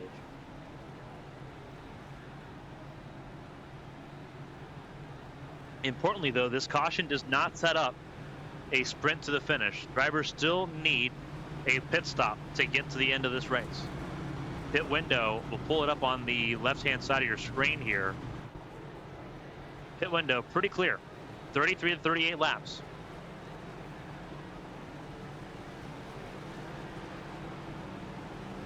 A lot of the field came down on lap 62. So they will try to stretch it here. We have not had a second Daytona race, a firecracker race is traditionally what this race has been called, that is not required an overtime restart. They do not have enough fuel as it sits right now for those overtimes.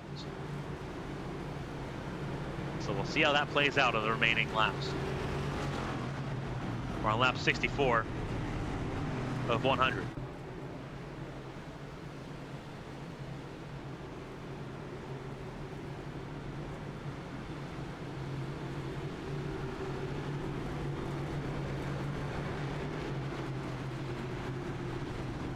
Again, a reminder for the races coming up here, nothing on Memorial Day.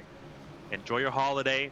Enjoy the racing this weekend, whether you're watching the 24 Hours of the Nürburgring, the 109th Indianapolis 500, the Coca-Cola 600, the Grand Prix of Monaco, the British Grand Prix, MotoGP. A lot of racing going on this weekend. Enjoy all of it. We will see you again in the HTL Cup Series on June 2nd. We have a race on Wednesday, the ABN Champ Car World Series from the Magic Mile New Hampshire Motor Speedway, and that's it for the upcoming weekend.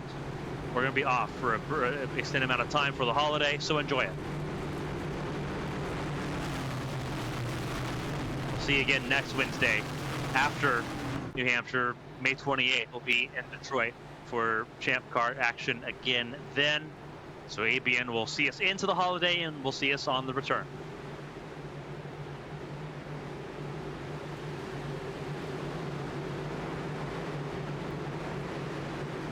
As you're ready to go back racing, it is Kaisenweather, Meredith, Gibney, Swatsworth, Clavitt, Smeal, Oberstadt, your top 7, Markowski, Arnold, and Whitlock, your top 10. Green flag flies once again. 7th restart of the race, and a lot of wheel spin, and around goes Baxter. Immediate trouble for Ross Baxter, who gets spun into the pit lane on that restart. No caution because he was off the racing surface. But it checks up a huge chunk of the field.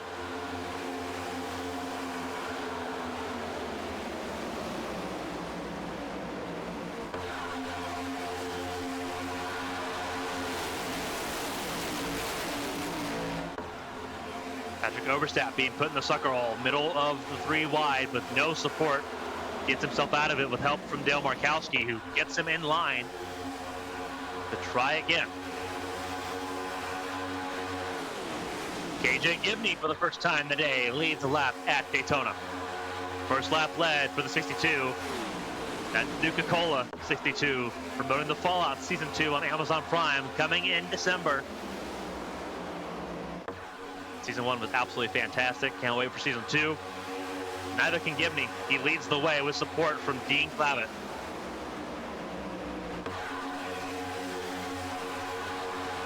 Started this race top 12. Dean Clavitt just behind him. Started this race top 10.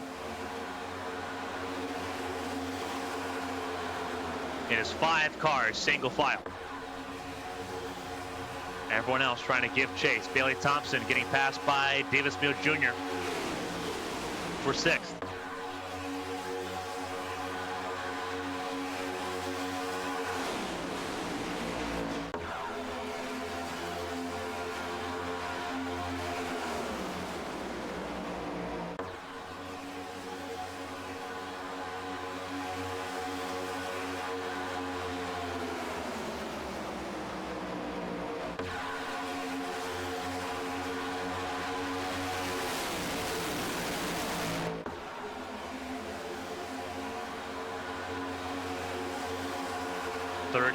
Three laps to go. This 5-car breakaway is threatening right now. It is very threatening. Here's the issue, though. Of all of those in the top 5, only Josh Arnold has the fuel to mathematically make it to the end of the race under regulation. F1 top 4 cannot. And they know it. Here comes Smeal and Peach on the outside lane. Kaisenweather looks to the outside. He elects against it. He elects to let David Smeal to his own devices. Try to lead this race. Let's see what Gibney does. His teammate is leading that outside lane. A bunch of the Gibney Racing Division cars under the 62 umbrella. Gibney won't fight 31. And they'll head into turns 1 and 2 with David Smeal Jr. on the point.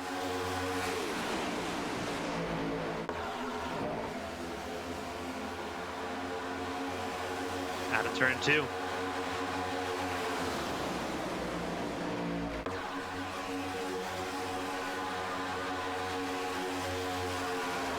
For the 12 of Kaisenweather, it is going to be even more imperative to come down pit lane at some point here. Kaisenweather last pit on lap 46. For David Smeal Jr., who's also in a bad spot, Kevin Gibney Jr., Dean Clavitt, and Zach Meredith. They all pit on lap 51 under the stage break. So they can go to about lap 74. Really, realistically, they can go all the way to lap 78, realistically speaking. But that's still 22 laps that they cannot save.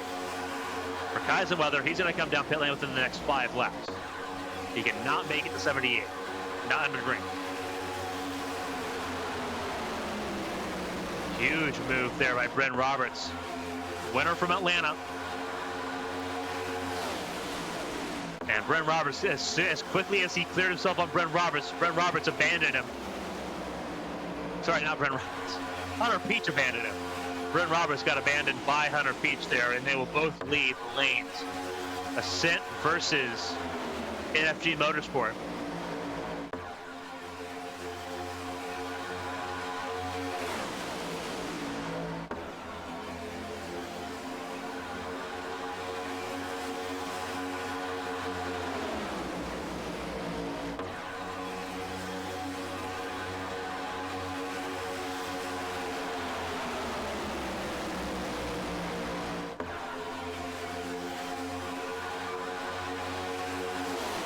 Coming to 29 laps to go. It is Peach that leads the way. Very cohesive unit in this lead pack. 24 cars.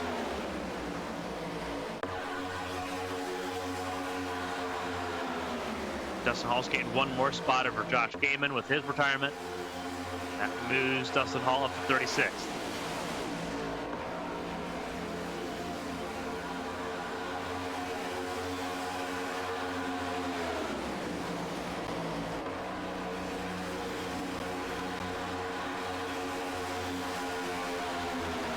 Roberts with help from Sharp, Willie Sharp in second.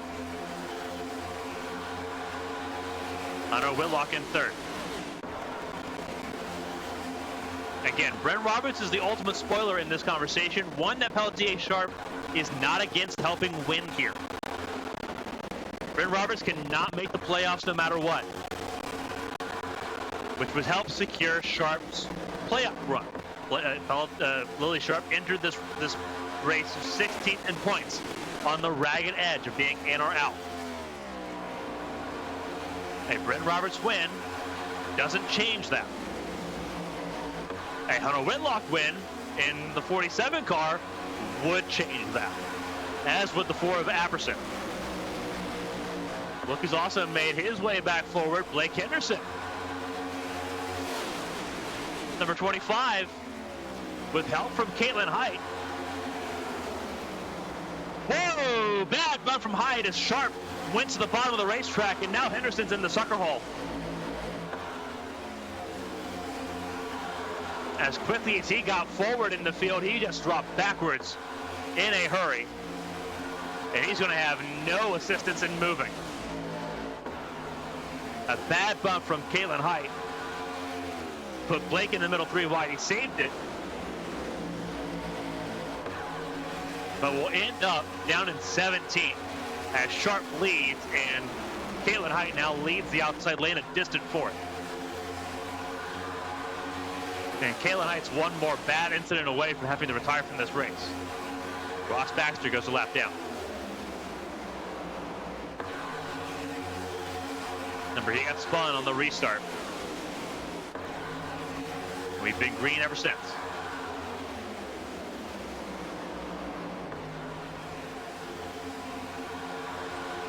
So Baxter now the first car a lap down. 99 of Wygent back up in the top four. Support from Eli Sasek. The Ascent Racing cars lined up. Jonathan Adams in that line as well, as is Tucker Sawyer. And it's 5 on 4. Outnumbered is Lily Sharp and that group on the inside lane.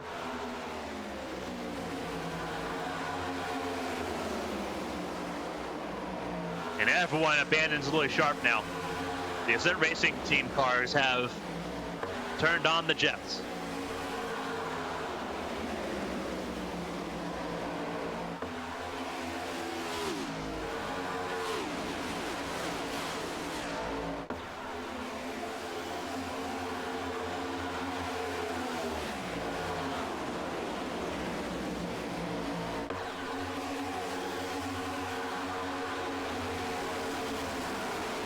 Sharp drops all the way down to 13th place, as Henderson has dropped down to 21st from that excursion. But again, everyone's got a pit stop to make in this race, realistically speaking. 38 laps, if you save a lot, can get you to the end, but the median number is 35 laps, which we've not seen anyone hit. We're on lap 77. Eisenweather has actually gone the longest here. I think I did the math completely wrong, though, for Eisenweather, because he just got to lap 31 on his run. So he's still got 5 laps now to come down pit lane.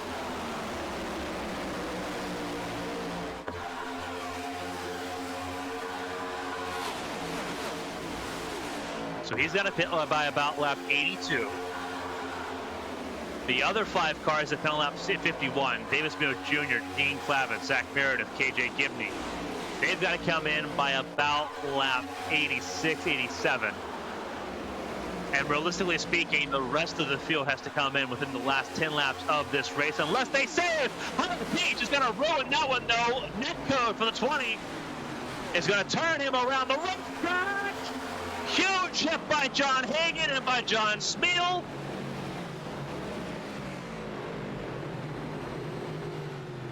And that is day done for Hunter Beach. And John Hagan, his race is effectively over as well.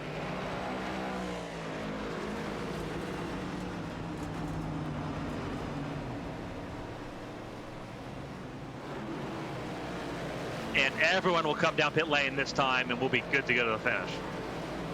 That much has been determined.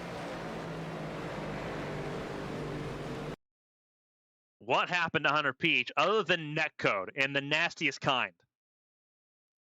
And that is Kyle Taub, the 16 teammates, or not teammates, former teammates. The 16 now with Militia Racing Club and the 20 with NFG Motorsports.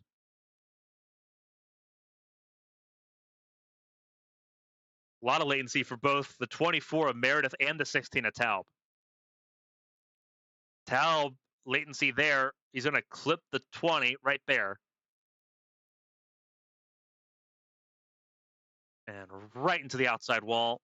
And right in front of Shad Swatsworth, who does an amazing job avoiding making that worse. James Wright, once again, will not get the free pass. And this is going to be very interesting, because they are still full throttle. Bailey Thompson gets out of it. Ooh, hard hit for John Hagan. Almost goes up and over on the spot.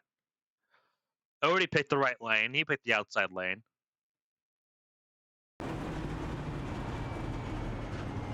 Hard hit otherwise. And so I believe Callie Height will be the free pass recipient here. double check on this. It's either Callie Height or it's James Wright that get the free pass. Unless Dustin Hall gets it. And it might actually end up being the one car that gets the free pass. Alfred Denny stays out. And indeed, Dustin Hall does get one of his 8 laps back. I would have to imagine. He's not gone yet. It would have been James Wright, Callie Height. They were both a lap down. And then Dustin Hall.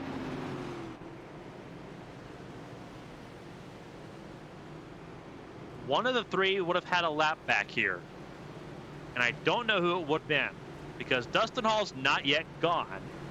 Callie Height and James Wright both came down pit lane. So if Callie Height was free pass recipient, she would have stayed out and taken the free pass this go around, and didn't. So I'm not sure what's going on with that.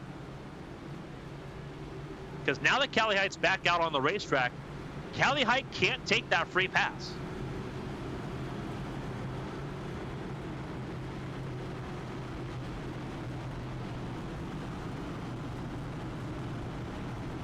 And James Wright, we saw, was involved in that caution, so he's stuck a lap down. So realistically, it should be the one of Dustin Hall that gets the free pass.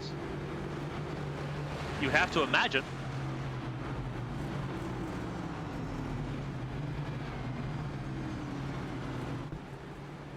We're not entirely sure who it was, unless it was Angel Santiago. It might have been Santiago that got free pass. Santiago just now leaving pit lane could be the free pass recipient, which would put Dustin Hall and Alfred Denny in the lucky dog, not lucky dog, the wave around positions. Because it is Pacey Wygant that leads the way. It is Wygant and then Patrick Oberstadt. And indeed, they'll take the wave around, so it must have been Santiago that got that free pass. We didn't realize that Santiago was a lap down up here. So Santiago in 29th place, the free pass. Alfred Denny in 30th.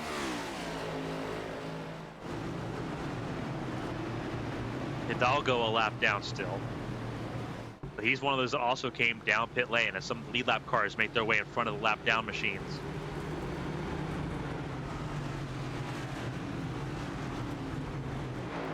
James Wright leaving pit lane, or entering pit lane again. His car is still completely damaged. It'll be Wygant, Oberstadt, Adams, Sawyer, and Sasek on this restart, the 8th of the race. Coming to 19 laps to go.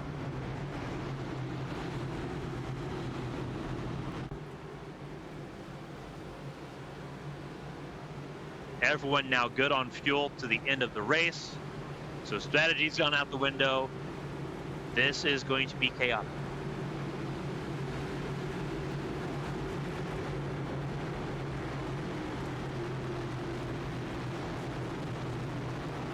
Pacey Wygant, former HTL Cup champion, 2-time HTL Cup Series race winner. Patrick Oberstadt looking for his first win. He needs it. If he wins, he is in the HTL Cup playoffs.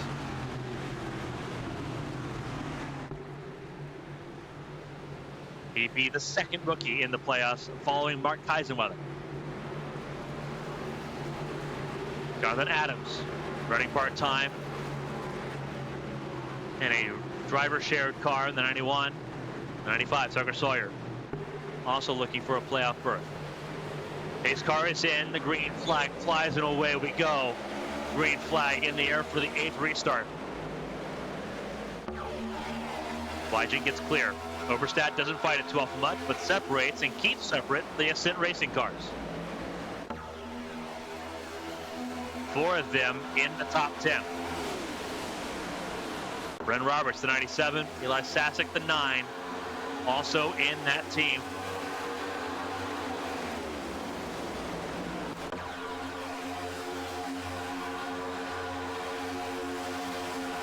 Coming to 18 laps to go. Remember, this is a race that has had an overtime finish every year. We have 3 overtime finishes available if we need them. The record ever set was 5. That was in the unlimited overtime era. We're not in that era anymore. Get a max of 3. Wygen went to the top lane. Overstap followed. Overstap thought about cutting off the 97 of Roberts. Roberts almost got turned by Caitlin Height. Dean Clavitt in pursuit on the inside lane as well, the 17 car.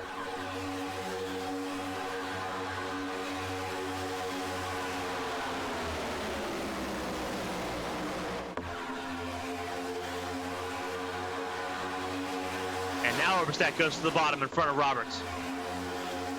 Roberts, he's won in Atlanta already, but he is not playoff eligible. He cannot get top 30 in points to become playoff eligible. He is mathematically out of eligibility. A win for Roberts would be the ultimate spoiler. Same for Pacey Wygen, the 99. Wygen, this is his first full race in the HTL Cup competition in about 2 seasons.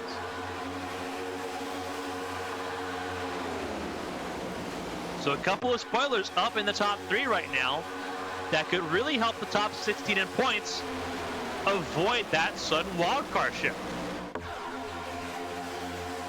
Patrick Overstap, though, leading the way. We brought up at the top of the show. Lilac Zier, Matthew Smith, they won this race both in Season 3 and Season 4 to get into the playoffs. Those were seasons that it was win and get in. Similar to the real-life NASCAR Cup Series playoff schedule. It was win and get in. Now we're using a modified playoff setup. Top 12 based on points. You have your wild cards, which are based on points unless someone between 17th and 30th gets a race win. Overstap is 24th in the points. So a win puts him in the playoffs. It would also be his first.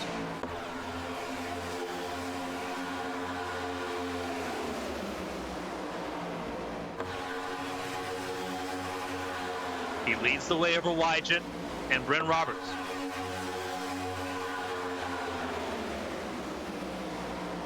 Caitlin Height looking to win and sweep the races at Daytona, being the Daytona 500 champion to start off the season. No one in the history of HTL has swept the races at Daytona. Chevrolet has won every plate race so far this season. Overstap's a Chevrolet, Height's a Chevrolet. There's a lot of Toyotas in the mix, though. A couple of Fords in the mix as well. 14 laps to go.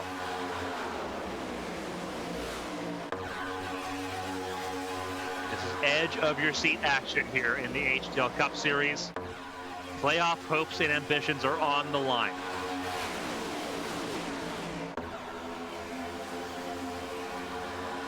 Caitlin Height with support from Dean Clavitt and Zach Apperson.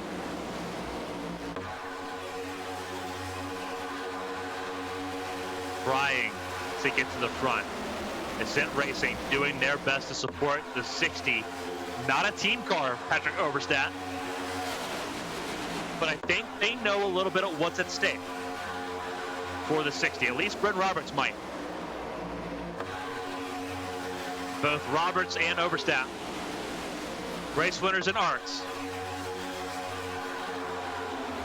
Part of that tight-knit community. Bryn Roberts leading the train here tonight.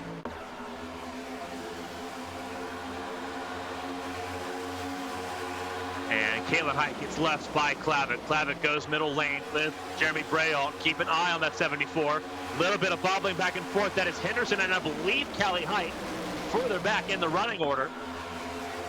And everyone on the outside lane getting a little bit wobbly. And that was almost a collapsing tornado around Josh Arnold. It was Callie Height and Blake Henderson they got together, and Bailey Thompson. But they all kept it straight and narrow and kept the cars pointing in the right direction. Can anyone stop the 60 Oberstadt? If anyone can, it's the two leaders on the inside lane. Dean Clavitt, who has won here at Daytona before. And then Jeremy Braille, the two-time ARCS Daytona 500 champion. Won in 2023 and 2024. And then you have the HTL Daytona 500 champion, Kalen Height, third in line. There's a lot of power on that inside lane as they go for the race lead to the start-finish line with 11 laps to go. Braille goes for the lead himself. He is also in a must-win position. And it doesn't work. And now the inside and middle lanes cannibalize each other. Caution's out, and it's further back in the order. And if I'm not mistaken, this is Shad Swatsworth. It is.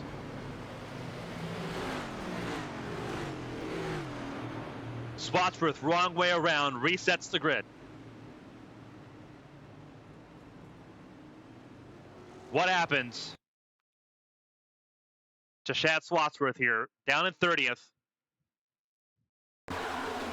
He gets turned by his teammate, Josh Arnold. Oh my goodness, oh, and a huge hit. I believe that's Tyler Ratliff, it is. Tyler Ratliff with a huge hit to the outside wall in turn 2. Swatsworth keeps the brakes locked until everyone gets on through. Does the respectable thing there.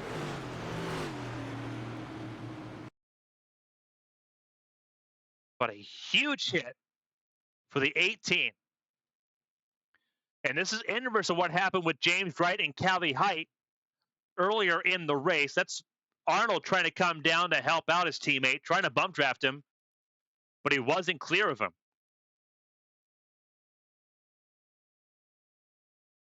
And Tyler Ratliff takes a hard hit off the nose of Alfredo Hidalgo. Huge hit from 54. Swatsworth holds the brakes and lets everyone go on by.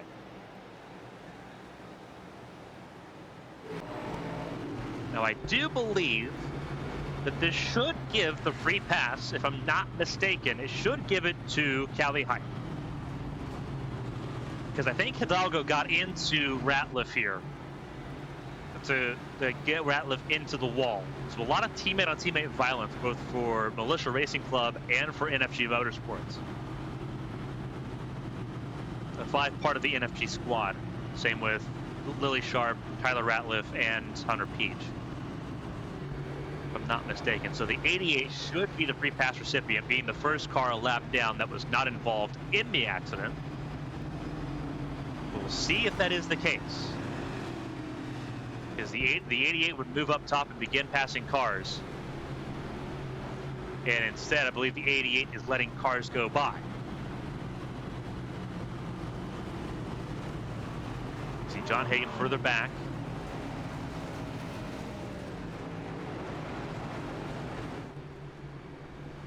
I am not entirely sure who would have gotten that free pass.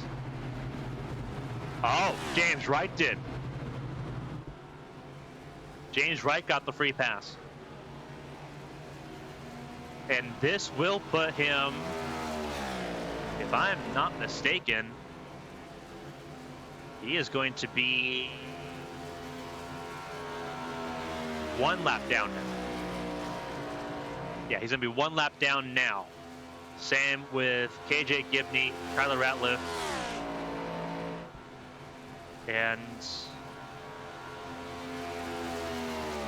potentially Santiago again, and Alfredo Hidalgo. Hidalgo is a lap down, Santiago in pit lane. Tucker Sawyer is on the lead lap, last car on the lead lap in 27. It is Patrick Oberstadt that leads the way here at Daytona.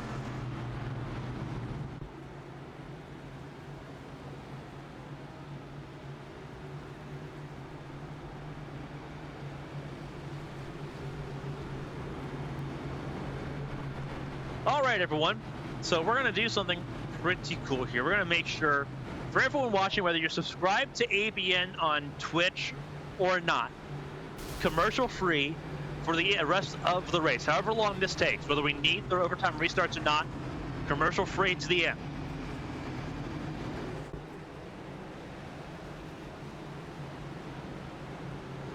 If you do want to support ABN by using a subscription, by using Twitch Prime, or by subscribing using Tier 1, Tier 2, or Tier 3, you're welcome to do so. This is the regular season finale for the HTL Cup Series, the Coulter Cards 400. So you're not going to have Twitch ads interfering with the rest of this race. We appreciate you tuning in and showing up for this regular season finale. Storylines are aplenty. Patrick Overstat leads the way. He is in a must-win situation. Two drivers before him have won to get in at the death here at Daytona. Matthew Smith in Season 3, Lilac Sear in Season 4. Brent Roberts to his inside. Cannot get into the playoffs. Is not playoff eligible. Neither is the 99 of Casey Weiger, the former HTL Cup Series champion. Jonathan Adams could win and get in tonight, but as a part-time driver would not be able to contest the full playoff rounds. Eli Sasek already in the top 12 in playoff competition. Not necessary for him to win tonight. Dean Clavitt, his main battles with the 19 of Lily Pelletier Sharp, who is up in the 4th row outside row 4. Those two directly connected.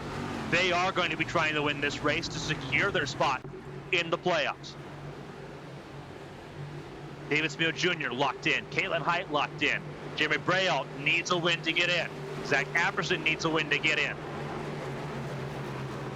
Tensions are high in the top 12, but it's not for everyone in the top 12. Case car comes in for the 9th time. This race is back underway. Do we get to the green flag and stay there for the remaining 7 laps? One Chevrolet leading a flurry of Toyotas. 4, 5 of them car in the fence of Sharp. Sharp got put in the fence by Clavitt. Clavitt was trying to clear himself. He gets to the outside lane now.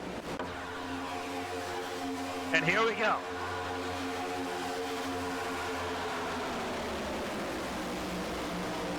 Single file. It's the Carolina Beagle racing car of Patrick Overstat being followed by a trio of Ascent racing machines.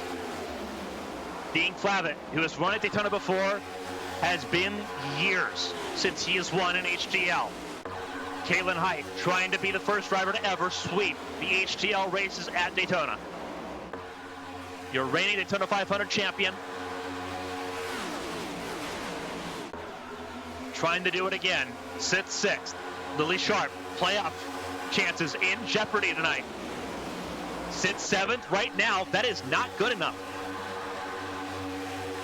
As Clavitt moves forward.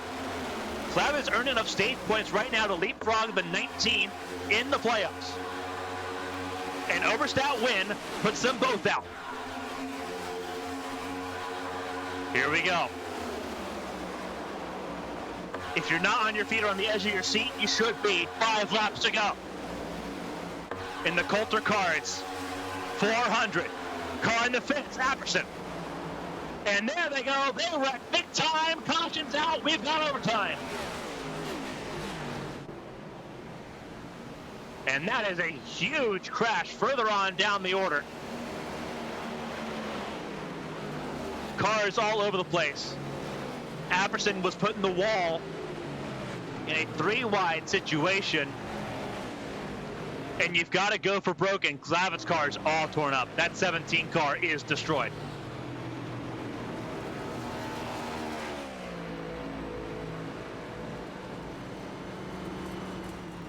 Trying to make it back to pit lane because he can use his fast repair if he can get back. He doesn't want to tow and lose a lap. And I don't think he can get there. There's the pace car. He's about to go a lap down. I think this might be night done for Dean Clavitt, and his playoff chances are in smoke. Here's the replay.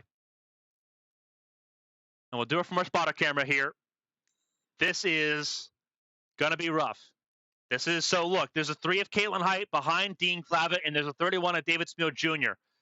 Everyone that you're focusing on is middle lane right now. Height gets turned a little bit by the 31 of David Smeal Jr. That's the 47. I said that was Apperson that was put in the wall. That was Hunter Whitlock put in the wall first. Sharp gets clipped. But then Apperson does get a huge piece of this.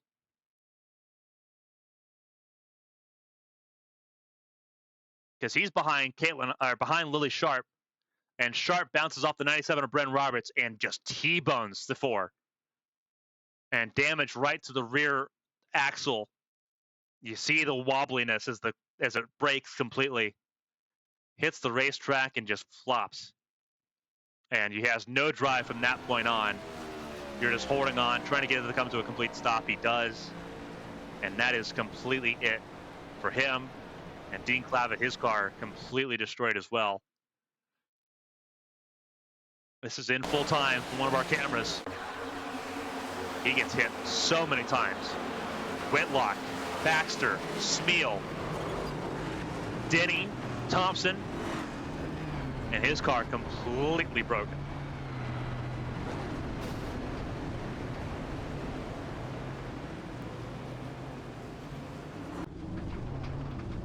And Clavitt's still trying to make it back to pit lane. At this point, he's committed to it. He's committed to it at this point.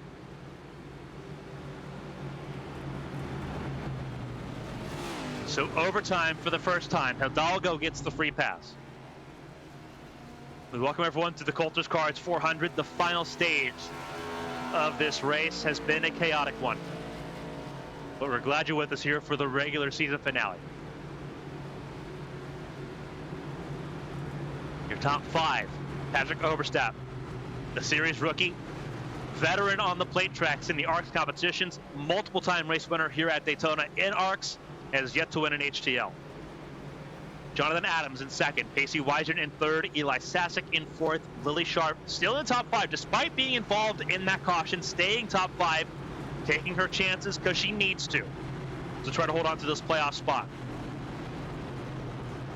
The top 2 in this race, if they win, they're in the playoffs.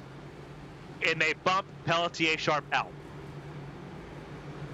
Pelletier Sharp into this race 16th in points, was down in 17th. Live points put her in 17th behind Dean Clavitt. Clavitt earned more playoff points. But now Clavitt out of contention. So it puts Sharp back in 16th. The big question is that if either the 91 or the 60 win, Sharp's out of the playoffs here in season 6.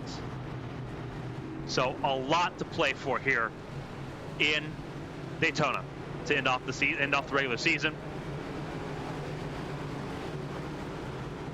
We want to shout out Coulters Cards one more time.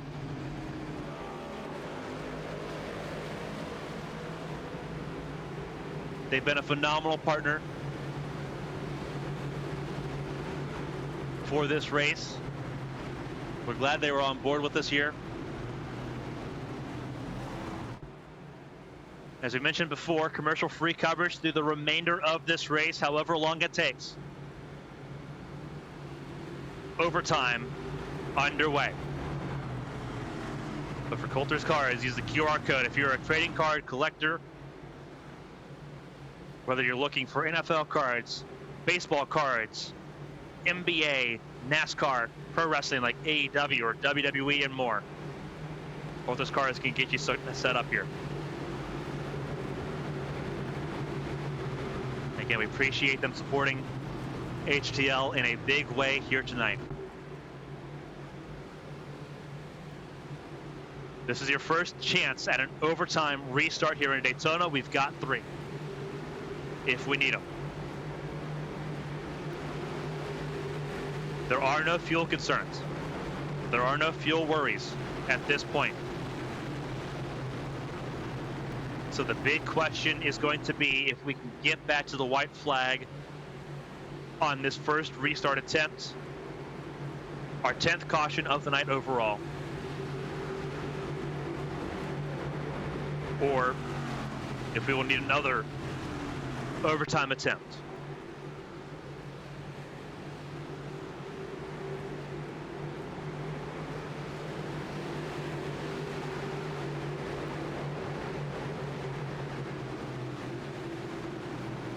Pace car pulls in. Oberstadt and Jonathan Adams racing for championship ambitions. They're on the line right now. Green flag is in the air and away we go.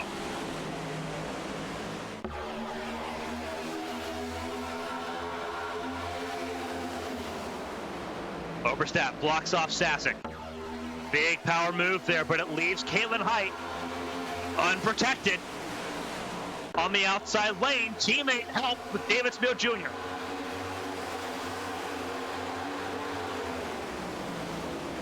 If we make it to the white flag, it's official. Kaiser is spun by Markowski. And there's going to be a yellow. Odie gets spun. It's still green at the moment. They're going to try to let it stay green. They're off the racing surface. They're going to let it stay green. To the white flag. 1 lap to go, presented by Henderson Graphics. This race is official. How many of the top 13 make it back to the start finish?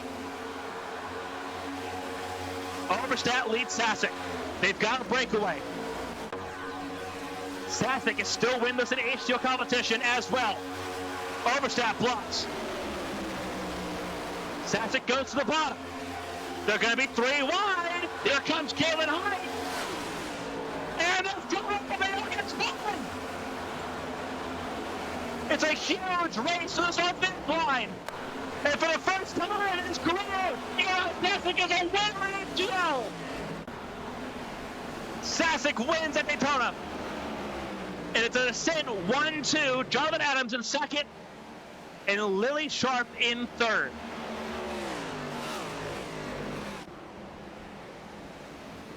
Kyle Taub fourth, Pacey Wygant fifth.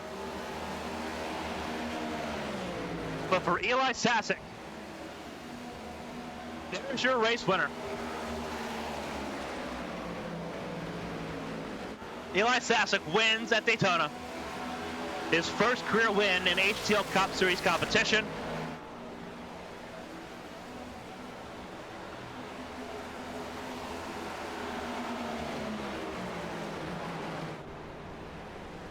John Hagan has been the powerhouse for this team all season long, but tonight it is Eli Sasek.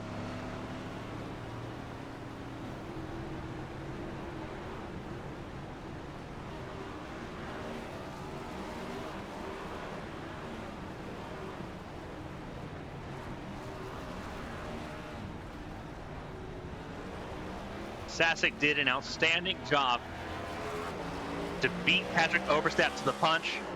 Oberstadt getting involved in that final corner accident. Ends up 16th.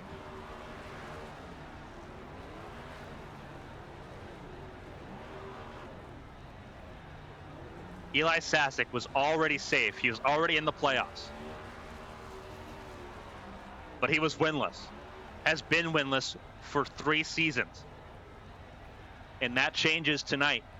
Eli Sasek, just like with Josh Arnold last weekend, Eli Sasek finally brings home a race win. Back-to-back first-time winners in HTL Cup Series competition. And as for drivers that have been perennial playoff contenders without a race win. An outstanding job for Eli Sasek tonight. We will hear from our podium finishers here in just a moment. We'll step aside for a quick break while everyone gets adjusted and ready to go for those interviews, with a quick break from the series setup sponsor, Team Conti Sim Performance.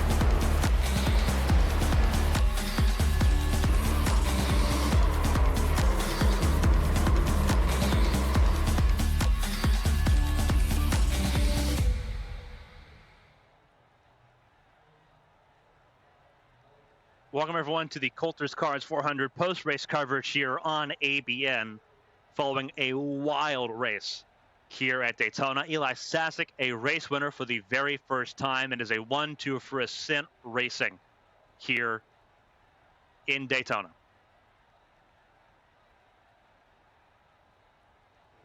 Standings for your top 12 here. The standings. That's not the results. Here are your results for the Coulters Cards 400. Eli Sasek, Jonathan Adams, Lily Sharp, Kyle Taub, Pacey Wygant, your top 5. A fantastic job for all of them. For Ascent Racing, 3 cars in the top 5 is an impressive feat to accomplish. Wygant ahead of Zach Meredith. Blake Henderson at the top 7 finish for him over Shad Swatsworth. Hunter Whitlock, Gary Donaldson, Caitlin Height in 11th, and Alfredo Hidalgo, after spending most of the race a lap down due to the chaos, ends up in the 12th spot after starting this race in 35th. Bren Rarwitz, Bailey Thompson, Angel Santiago, Patrick Oberstadt, your top 16. Heartbreak for Patrick Oberstadt here at Daytona. Led leading up to the final lap. Got turned in a 3-wide situation at the end. Not very unfamiliar to those that watched Atlanta a few weeks ago. He finished ahead of his teammate Ross Baxter, Jeremy Braille in 18th. Austin Mongold and Mark Keisenweather round out your top 20. Josh Arnold, Dale Markowski, Richard Odie, and Davis Mills Jr. round out your top 24, all of them on the lead lap. John Smeal, Tucker Sawyer, James Wright, and Dean Clavitt, your top 28, all on the lead lap at the end. Callie Height, John Hagan, Zach Apperson, and Alfred Denny round out the top 32 here. You start looking at some of the retirements behind Dustin Hall, Tyler Ratliff, KJ Gibney, Hunter Peach. They were all in trouble tonight. And then the final 3 cars, all retirements. Josh Gaiman, Josh Susi, and Stephen Oberstadt out of the race early here in Daytona.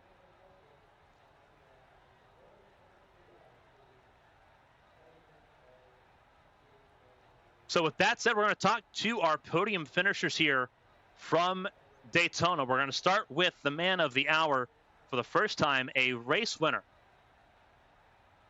in the HTL Cup Series, Eli Sasek, who did an outstanding job tonight. Absolutely impressive stuff there for Eli Sasek. Let's see if we can get a hold of him real quick. Eli, this is Carmen from the ABN booth. You got yourself a copy? Yes, I do. What a drive. For the first time in your HTL Cup Series career, you're an HTL Cup Series race winner. You were already in the playoffs. Walk us through it. This has been a long time coming. It was always, when was this race win going to come, if this race win was going to come, and it comes at Daytona, a track that's typically not been your strong suit. Walk us through it. Yeah, just going into the race, I was more focused on getting some of our teammates into the playoffs, like John and Tucker, getting them secured. And they ran great races. They did everything that they needed to do. It was unfortunate Tucker with dropping out, but to finally get that win, I mean, all the way even coming to the checkered, it was kind of on just like get John into a point where he can get that race win and get into the playoffs. But I'm still happy to get the win. And I mean, I didn't really expect it to be on a track like this. I thought it might come on a road course or something similar. But I'm still happy. Nonetheless, it was a good race. Obviously, for you, you were expecting this to be on a road course. It's where you're typically at your strongest, but the team has been on all cylinders all season long. The acquisition of John Hagan and him just going to the moon straight away has helped this team out significantly. It was a wild race, but you had your team cars there. You had Bren Roberts, who was filling in the 97 tonight. You had Tucker Sawyer there, obviously an affiliate car there. You had the 91 of Adams. You had the 99 of Pacey Wygant, who we know is phenomenal at this track. All of them did phenomenally well. For you, what has been the key to getting everything put together? Because this is the strongest Ascent Racing's looked in any program in quite some time. Yeah, I mean, I think a lot, John Hagan has helped a lot.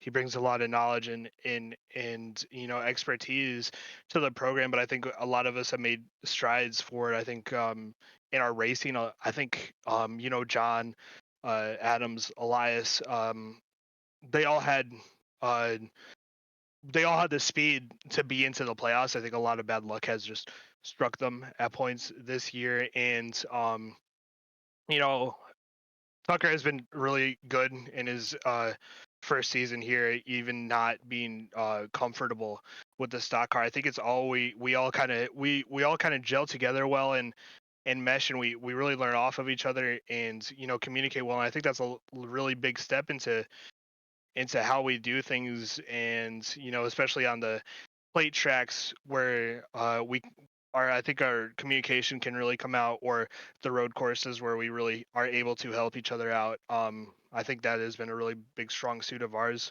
this year, is just the road courses in general as a program. And um, at the start of the year, I wanted to be at least in the top three in team standings points, and we've been consistently number one, number two. I think we fell down to three for a week there, but I mean it's been an incredible year for us, not only in HTL but in other competition like Champ Car, where I mean Tucker's been killing it over there as well. So it's been just phenomenal, honestly. Obviously, this puts you in a phenomenal spot for Darlington in 2 weeks' time, being in the playoffs here. It's been a full team effort to get to that point. Before we let you go and let you fully celebrate your race win, if there's anyone to shout out and say thank you to, the floor is yours. You get to enjoy a wonderful weekend off after Champ Car on Wednesday, but take it away.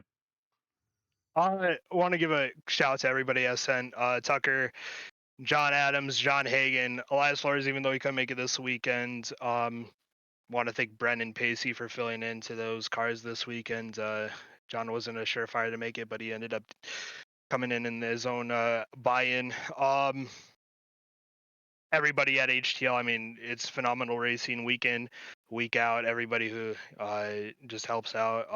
Shout out to my grandparents; they watch every race and support me. And shout out to ABN as a whole; they really great community, and yeah, just shout out to everybody watching as well. It's great to have a good crowd every night.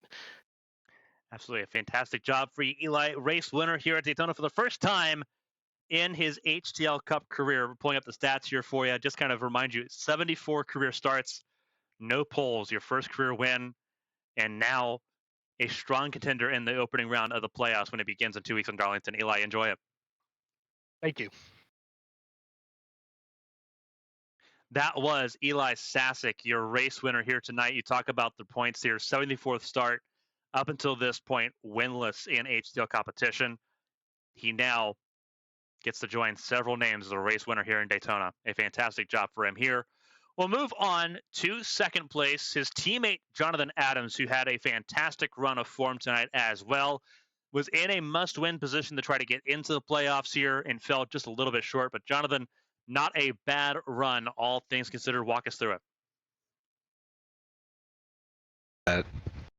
Just lay it off. Anyways, I feel like I could have done a lot of things better. I feel like I could have been a little bit more aggressive in the second stage, a little bit more passive in this last stage, because I gave myself a little bit of damage a little bit early on, and it kind of showed on that run to the line. Was down a little bit on the engine power, but overall I ran probably the best race I probably could have ran. I typically don't have the best luck at these kind of tracks. I usually end up in the garage and leaving halfway through.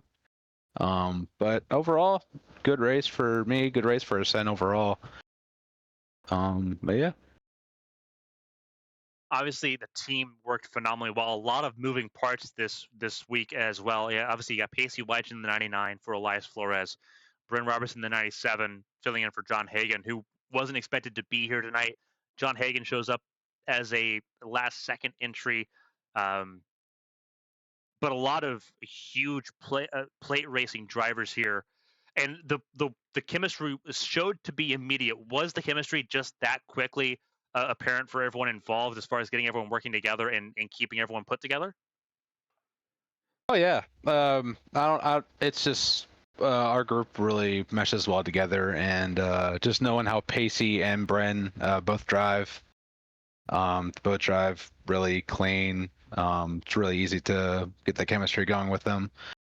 Get going to the front, but overall, like I said, like you said, was not expecting John Hagan to show up to this race, and he ended up showing up. So it was that little extra guy. He also got a little bit of help from Patrick Oberstadt there at the very end. So shout out to him as well. But overall, it was just so smooth when we all got together. Just made it going to the front that much easier. And obviously, going into this, missing out on the playoffs here, just by proxy, you're just not having enough races in to be sort of in the points conversation there. A lot of racing left to go this season. The playoffs begin in Darlington in 2 weeks' time. What does the effort look like for you as far as helping the team out beginning in the playoffs, knowing that you've got both John and Eli in the conversation looking for championship gold? Help him as best as I can.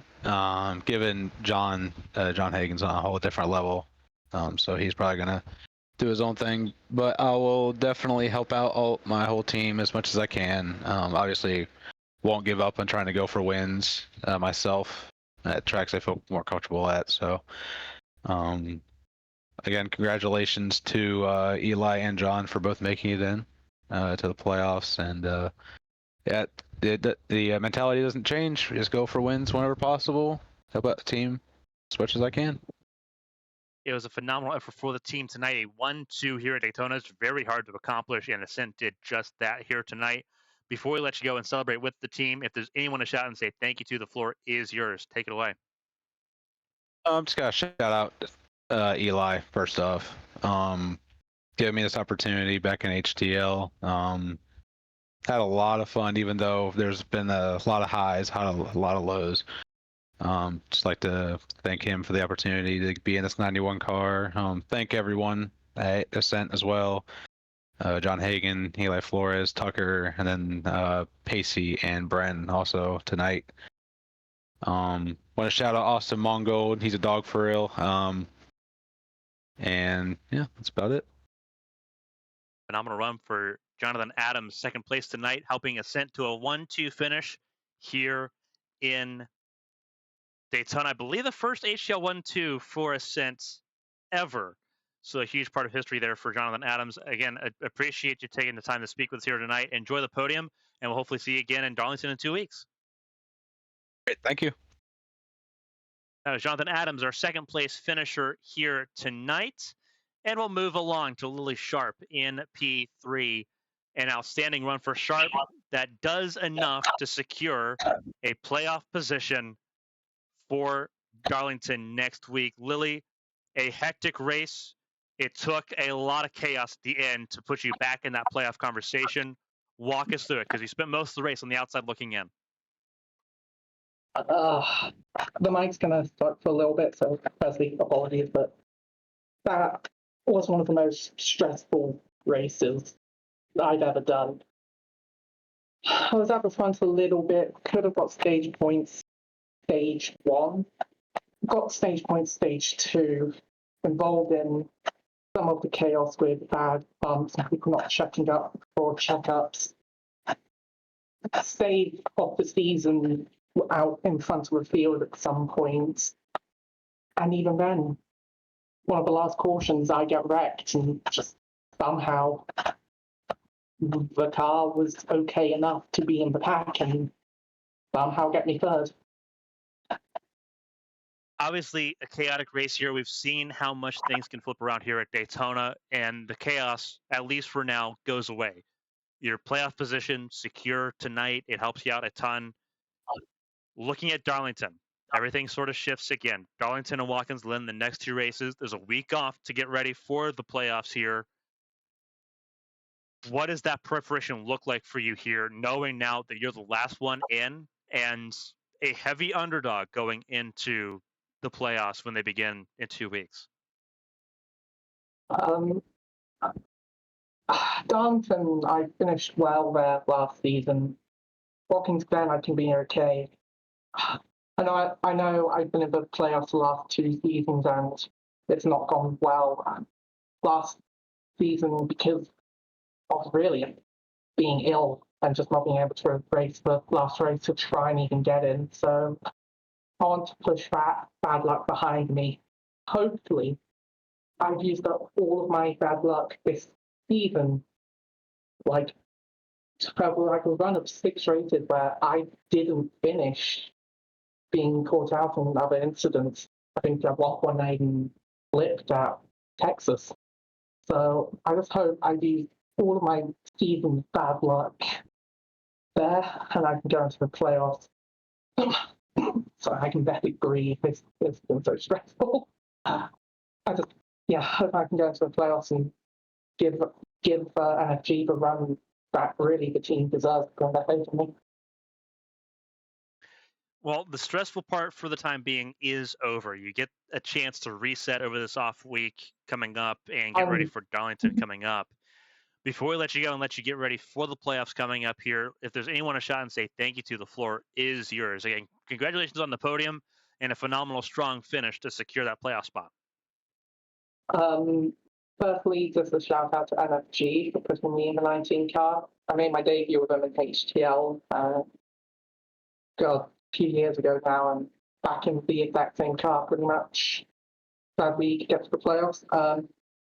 Acertech, Ring Taxi, Track Race, the Demon Tweaks, all sponsors of this car and sponsors of the 24. I know it didn't show on 24, and I want to thank Zachary Redder for filling in into the 24 for this race. I also want to thank my new roommate for putting up with this chaotic hell that is super speedway racing and racing at damn o'clock in the morning. Well, it worked out for you in a phenomenal way here. Playoff bounds with Darlington in 2 weeks' time, Lily. Obviously, we'll see you on Wednesday for the ABN Champ Car World Series at New Hampshire, and obviously we'll see you again at Darlington as well when the playoffs begin. You'll be one of the 16 vying for a championship once again. Congratulations. Thank you. I just have a new mic for Darlington as well. Fingers crossed. Fingers crossed. Well, hopefully everything works out well for you, Lily, and have a good night. Good night.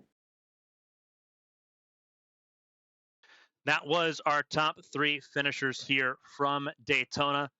A phenomenal run for everyone involved here. Again, for those that were not familiar, it is Eli Sasek, Jonathan Adams, Lily Sharp, Kyle Taub, and Pacey Wygant, your top 5 at the end of this race. One overtime attempt needed, and that was all that was needed to get to the end of this race under regulation.